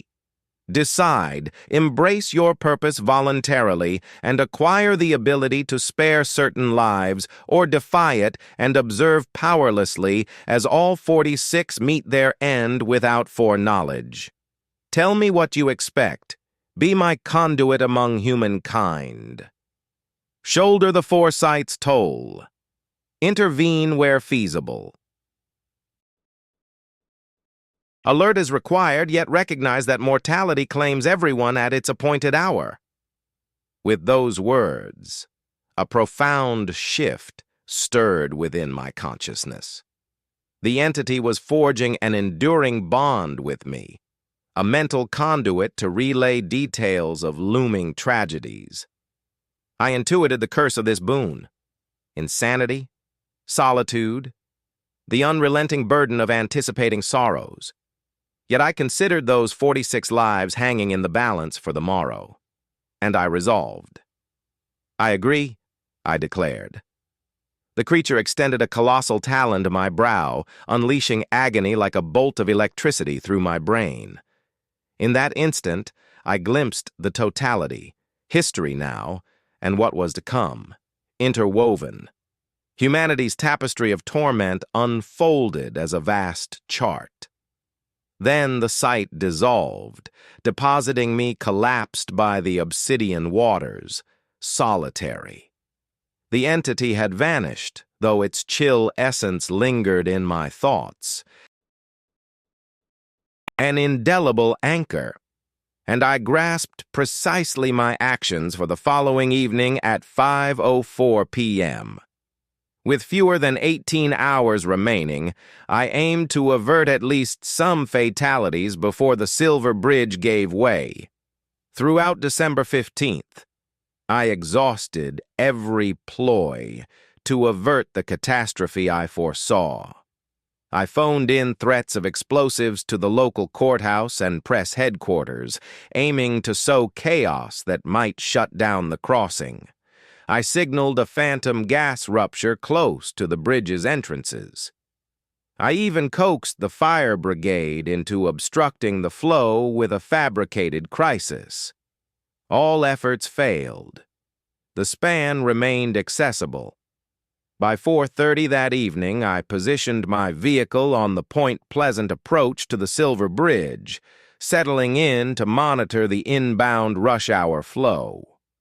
Vehicles and semis were pouring over the span in steady streams from either side, mirroring the scene from my premonition exactly. In a final desperate effort, I approached a state patrol officer, insisting the structure looked compromised, but he dismissed me curtly and said to stay out of it. Right at 5:04 p.m., a wave of the entity's awareness flooded my thoughts, and I realized it was drawing power from the impending catastrophe. A deep, rumbling groan emanated from the Silver Bridge's core, vibrating through the steel framework. Moments later, echoing my foresight, the main cables gave way with sharp cracks resembling rifle fire. The roadway warped and crumpled, and I could only stare in horror as 46 vehicles tumbled into the frigid waters of the Ohio River. The cacophony of twisting steel and desperate screams echoed in my ears forever after. As one of the initial rescuers to arrive, I fished 3 survivors from the river before the cold claimed them. 3 souls spared out of 46. Not a grand victory, but it mattered. Over the ensuing weeks, I committed the names of all those lost to memory, and I carry them still. The formal inquiry pinned the failure on a defective eye-bar in the support chain, yet I grasped the deeper reality. That being had gorged on the anguish and fatalities, amplifying its might through the burst of mental anguish from so many abrupt endings. Following the disaster, I left the Ranger force behind. The burden of crowds grew unbearable, haunted by insights into potential perils and their grim timings. I constructed a modest shack far into the forest and embraced the solitary life they label as reclusive. Still, the prophecies persisted. Every couple of months, a glimpse of looming peril would strike. A colliery blast in one spot, an inferno in a structure elsewhere. Detailed enough for me to issue alerts. Often folks brushed me off. Occasionally they heeded, preserving a handful of existences. The presence departed Point Pleasant post-collapse, though successors have emerged across the decades. These ridges harbor perpetual otherworldly forces, entities that thrive on mortal terror and demise. The Cherokee recognized them long ago, and now so do I. On quiet nights, those crimson gazes still pierce the shadows toward me. The being honors its vows. I perceive upheavals in advance. Yet this awareness erodes my mind bit by bit. Such is the toll of serving as messenger for an force blind to compassion or benevolence. Sightings of the Mothman endure across Appalachia, surfacing prior to grand calamities.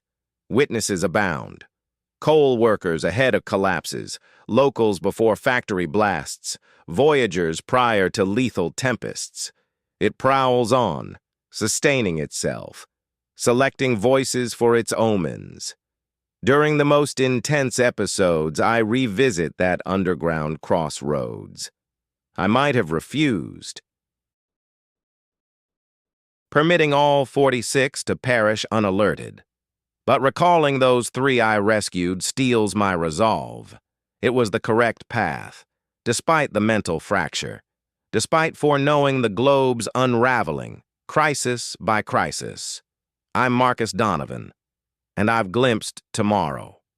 Believe me, you wouldn't wish to peer into it. I'm Jonathan Whitehorse, though most know me as John.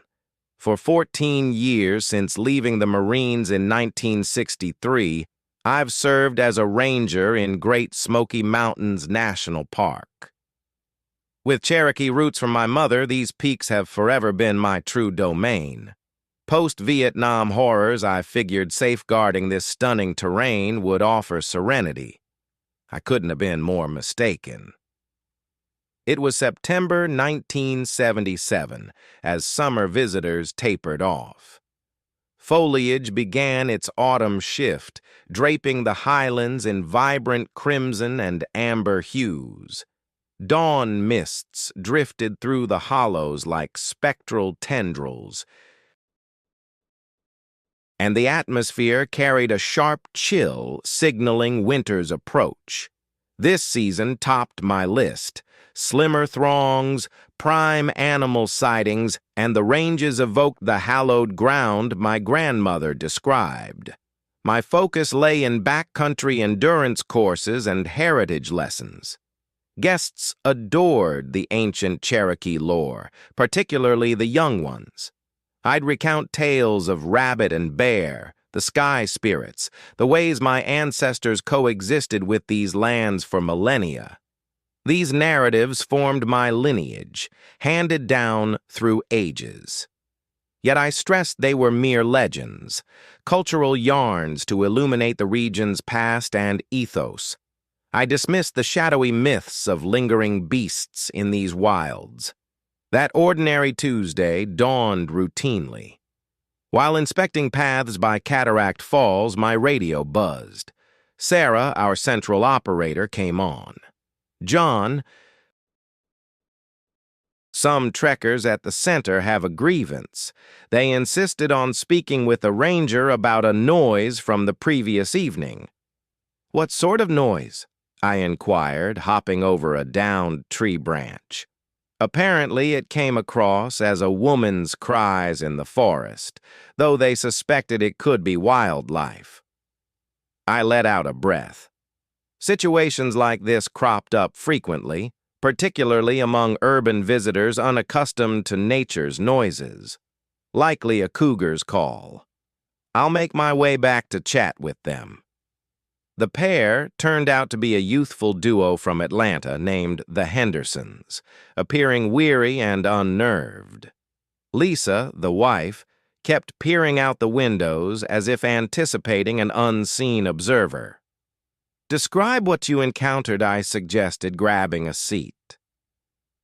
"We had pitched our tent at the Abrams Creek shelter," Mark Henderson explained. "Near midnight, this wailing started up. It resembled a lady in agony, as if she were suffering harm." His spouse bobbed her head vigorously. "Yet it persisted for ages." "Ages, Ranger. What creature lets out cries like that for such an extended time?" I'd encountered cougar vocalizations that mimicked human sounds, particularly in breeding periods. Cougars produce noises that can eerily resemble people's voices. The way sound bounces in these hollows amplifies and prolongs it. "This didn't feel like reverberation," Lisa asserted confidently. "Plus, it shifted positions, as though the source was pacing in loops around our site. That detail made me hesitate. Cougars stake out territories, sure, but they rarely patrol human encampments for hours on end. Even so, I'd witnessed otter critter antics before. "Did you spot anything?" "Notice any signs this morning?" "We departed at dawn," Mark confessed. "We were too frightened to scout the area properly. I noted their details and vowed to check it out. Most likely harmless, but ensuring visitors' peace of mind falls under my duties. Strange, John, you copy?" "Affirmative, Bill. What's going on?" "I require your eyes on this. One of my top heifers vanished overnight, and you ought to witness it firsthand." Bill's spread sat about 10 miles from my position. "I'll arrive in 20. Spotted her at first light. I've tended herds for 30 years, and nothing's ever matched this." "What could have caused it?" "Not sure. Any signs nearby?" "That's the kicker." Bill guided me, circling the corpse. "Check these out. Additional six-toed marks. Larger than those by the shelter. Whatever attacked the cow hadn't come at it from the ground. It descended from the branches overhead, as if leaping straight from the trees. Ever come across reports like this, John?" I considered the old Cherokee tales, but dismissed them with a shake of my head. Likely a feral mountain lion, perhaps sick or hurt, altering its usual tactics. Yet even as the words left my mouth, they rang hollow. That night, while completing the paperwork for the incident, my phone buzzed. Tom Phillips, a temporary ranger on our team, was calling. "John, I'm at Cades Cove leading a bunch of campers. They're hearing odd noises like crying. Any idea what's going on?" "Crying how?" "Sounds like a woman weeping.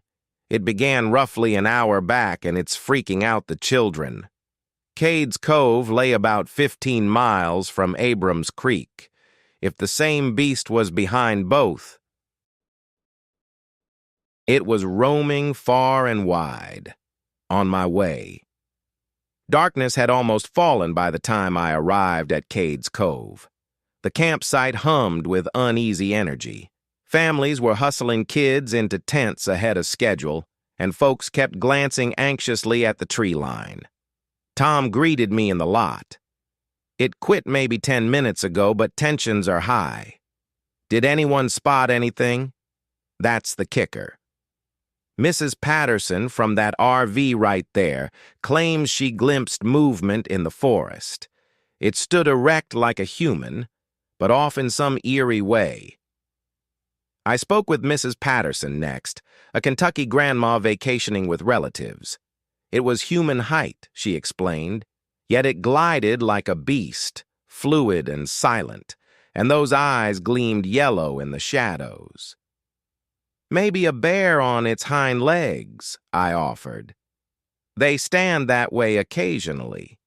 She denied it vehemently. I've seen plenty of bears, son. That wasn't one. For the following hour, I scoured the surrounding woods. There were snapped limbs and trampled brush, but the rocky earth yielded no distinct footprints. On my way back to the vehicle, the noise hit me, a faint, far-off wail, as if a wanderer was stranded deep in the timber. But the tone was off, primal, haunting.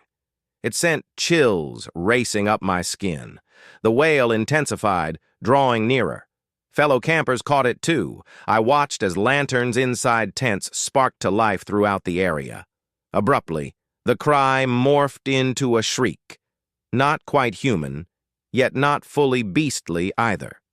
It reverberated through the peaks, appearing to originate from all directions simultaneously. Every canine in camp erupted in barks. The shriek trailed off, plunging the sight into an eerie quiet. Even the crickets had gone silent for the night.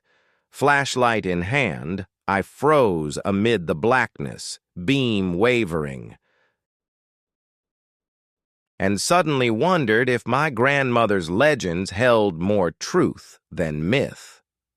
News of the bizarre events raced through the park. In the days that followed, hikers from across the ridges shared comparable accounts. Typically, it involved eerie howls, fleeting views of a massive form slipping amid the foliage, and that nagging sense of surveillance. I began toting my grandfather's vintage rifle on rounds. On paper, it was for bear defense. In reality, I suspected we faced a far graver threat. Trail cams proved pointless. Whenever we positioned them at reported hotspots, they failed. Drained power sources, ruined data, or total breakdowns. Infrared detectors registered thermal blips. But playback showed empty frames. "Feels like the thing out there refuses to be captured on film," Sarah remarked, sifting through yet another set of void recordings. Come Thursday afternoon, the situation escalated. Rebecca Thompson, a seasoned trekker from North Carolina, intended a solo campout to Laurel Falls, a straightforward path trodden by crowds annually. She signed in at 2 p.m. and was due back by noon the following day. By 3 p.m., with no sign of her, alarm bells rang. I headed the crew that discovered her pack. It lay roughly half a mile shy of the falls, shredded apart and strewn along the path. Savage gouges had sliced the sturdy fabric as if it were mere paper. "God," murmured Mike Romano, a fresh recruit among us. "What kind of force wrecks a bag like that?" We located Rebecca's bedroll dangling from a limb 20 feet up. Her provisions had vanished, not devoured but flung about as though rifled through in a frantic search. An overpowering odor hung in the air, raw and earthy, reminiscent of caged wildlife but intensified. It stung my eyes. "Check this out," Janet Torres, our expert tracker, summoned us. She crouched by a creek, eyeing the sludge. Additional six-toed impressions, enormous at nearly 18 inches wide, revealing a detail that chilled me to the core. The entity had strode on 2 legs. We deployed choppers, scent hounds, and 40 helpers. The hounds achieved nothing. The search dogs would track the trail up to a specific spot before halting completely. They'd whimper and retreat, fur standing on end, as if detecting a lethal threat nearby. During the second day of the hunt, we discovered Rebecca. She was still breathing, perched inside a cavern just 15 meters from her last known position. Physically, she seemed fine, yet the vacant, unfocused stare in her eyes chilled me deeper than any visible harm could. "Rebecca," I murmured softly, lowering myself next to her. "Are you all right? We've been searching everywhere for you." "I don't recall," she replied at last. "I was heading toward the falls and then... blank." How did I end up in this place? The medics examined her thoroughly. Nothing broken, no traces of cold exposure or thirst. Yet certain shifts baffled the experts.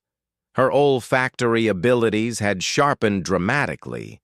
She could pick up odors from distances reaching hundreds of yards. Her eyesight in the dark had advanced so much that she navigated the cave without any light source. Even more unsettling, wildlife now gravitated toward her. Squirrels, birds, and deer alike drew close without alarm, treating her as if she belonged among them. "It has marked her," declared Joseph Swimmer, a Cherokee Nation elder who had joined the effort. He was related to my grandmother as her cousin and remained one of the last guardians of the ancient tales in their pure form. "Marked her in what way?" I pressed. "The wampus cat. If it claims a person without ending their life, it imprints its essence, altering them to straddle the divide between human and beast."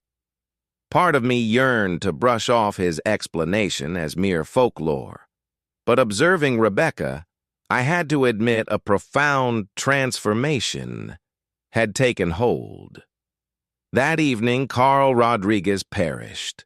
An accomplished mountaineering guide who had been staying at the Russell Field shelter, Carl was seasoned, meticulous, and as resilient as they come. His remains turned up the following dawn, revealing a fierce battle for survival. The injuries echoed those on Bill's livestock, exact incision-like slashes that had sapped nearly all his blood, though Carl's self-defense marks spoke of a frantic resistance. He'd wounded his assailant. Traces of thick, dark blood clung to his blade, distinct from his own. "Notice how the corpse is positioned," Mike observed.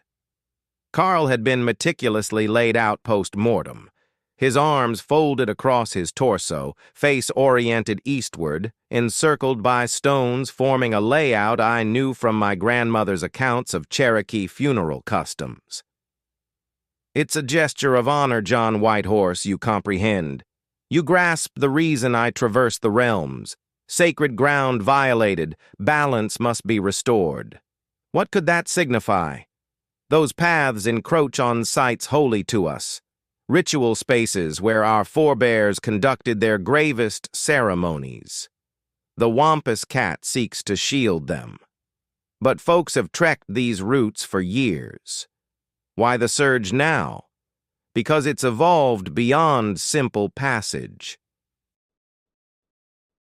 They're exploiting the holy spots, commodifying them for amusement. The dusk excursions, the spectral tales, the visitors chasing excitement rather than reverence. Spiritual. So how do we halt it? Confront her yourself. Your Cherokee blood might compel her ear. But beware. It's perilous. The wampus cat doesn't merely slay, John. She can shatter minds, imprint souls as she did that young woman, or far graver still, trap you eternally in the limbo she endures. "I'm here," I announced to the emptiness. "Jonathan Whitehorse is my name. Mary Swimmer of the Cherokee Nation was my grandmother. I'd like to speak. I know you hear me. You're safeguarding these holy spots, I get that. But good folks are losing their lives in the process." The steps halted right at my back.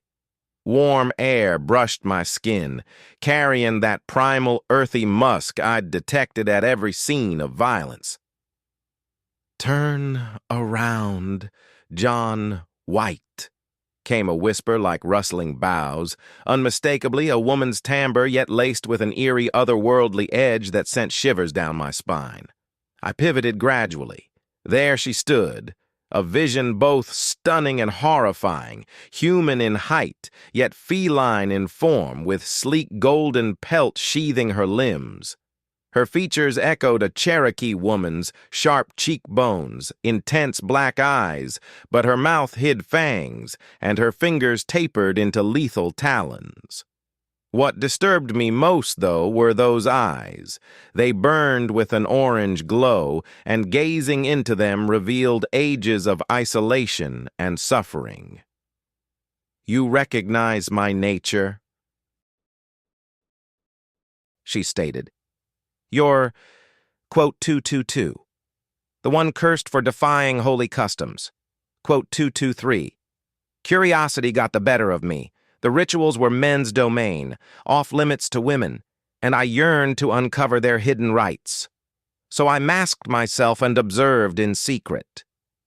And the shamans discovered you? They condemned me to roam the boundary between human and beast realms eternally, tasked with shielding sacred lands from desecrators, like the one who'd betrayed their confidence. Quote, 226, for 2 centuries, I've defended these hallowed areas."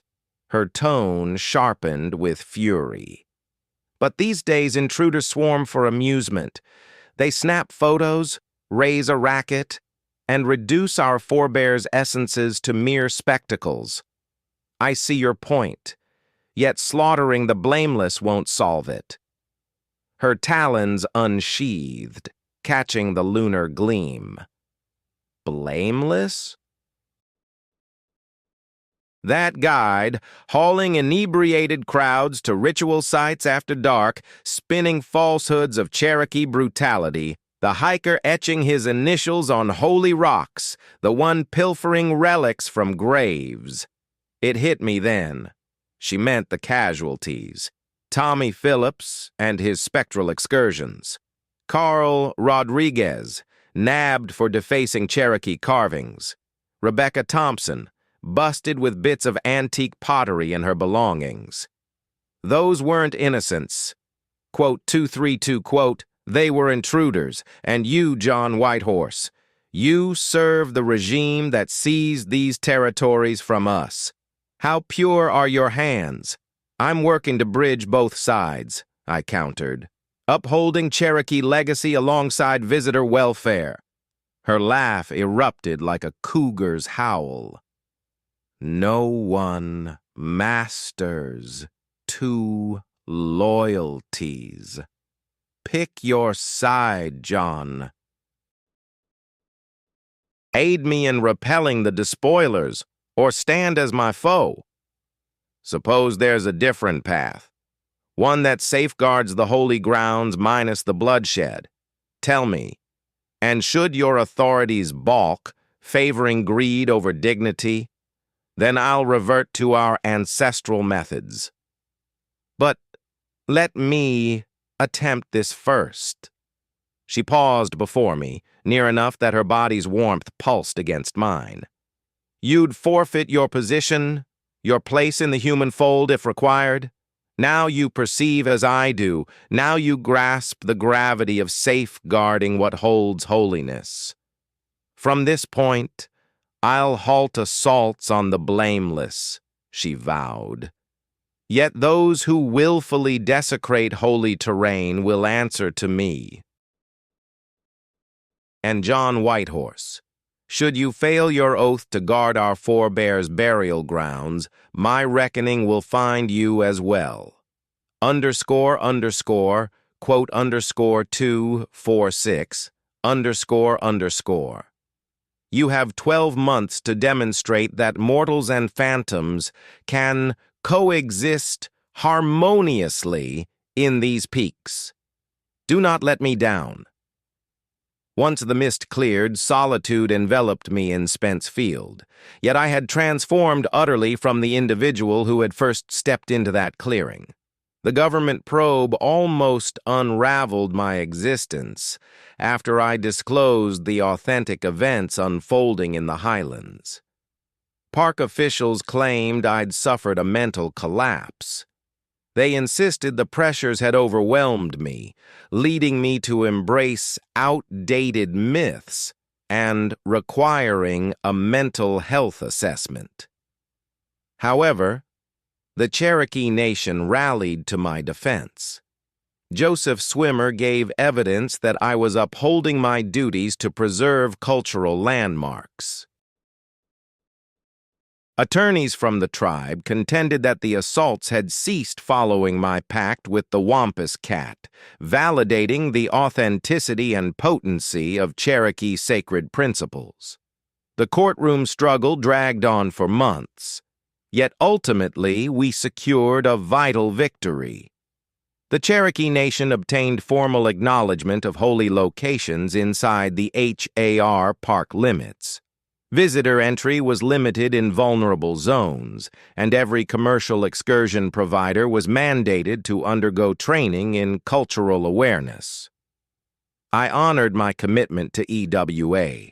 Collaborating with Cherokee seniors, we pinpointed and shielded 18 holy places across the Smokies. We informed sightseers about Cherokee heritage and customs, prioritizing reverence above mere amusement. The Wampus Cat upheld her end as well.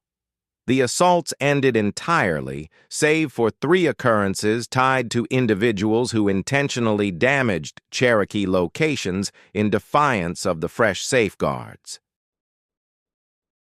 In every instance, the offenders were discovered unharmed physically but profoundly shaken, bearing the identical scars as Rebecca Thompson. Each recounted the identical encounter, a Cherokee female with luminous eyes who communicated telepathically, revealing the authentic legacy of the Highlands and the repercussions of irreverence.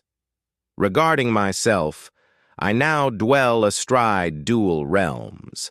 I detect incursions across holy thresholds, sense the anguish of the earth under assault, and at times catch echoes of Cherokee elders carried on the breeze. I no longer behold Ua in the flesh, but her presence lingers. On certain misty evenings under a new moon, trekkers describe sightings of a lofty silhouette observing from the ridge lines. Guides murmur of the Smokies' sentinel, who shields both the peaks and those who honor them. Park Service documents classify the events as strikes by an unknown massive beast, later transferred to an isolated region. But the Cherokee community recognizes the reality, and so do you now. Certain entities possess strength beyond mere legend. Certain protectors prove indispensable beyond elimination. At times, the surest defense for the vulnerable lies in honoring the divine. I continue my role as a park ranger, though I now answer to a force surpassing any governmental decree. Each dawn, I patrol the divides linking mortal existence and the ethereal, ensuring security for both. For in these timeless summits, certain frontiers outweigh any human enacted statute, and the Wampus Cat remains vigilant,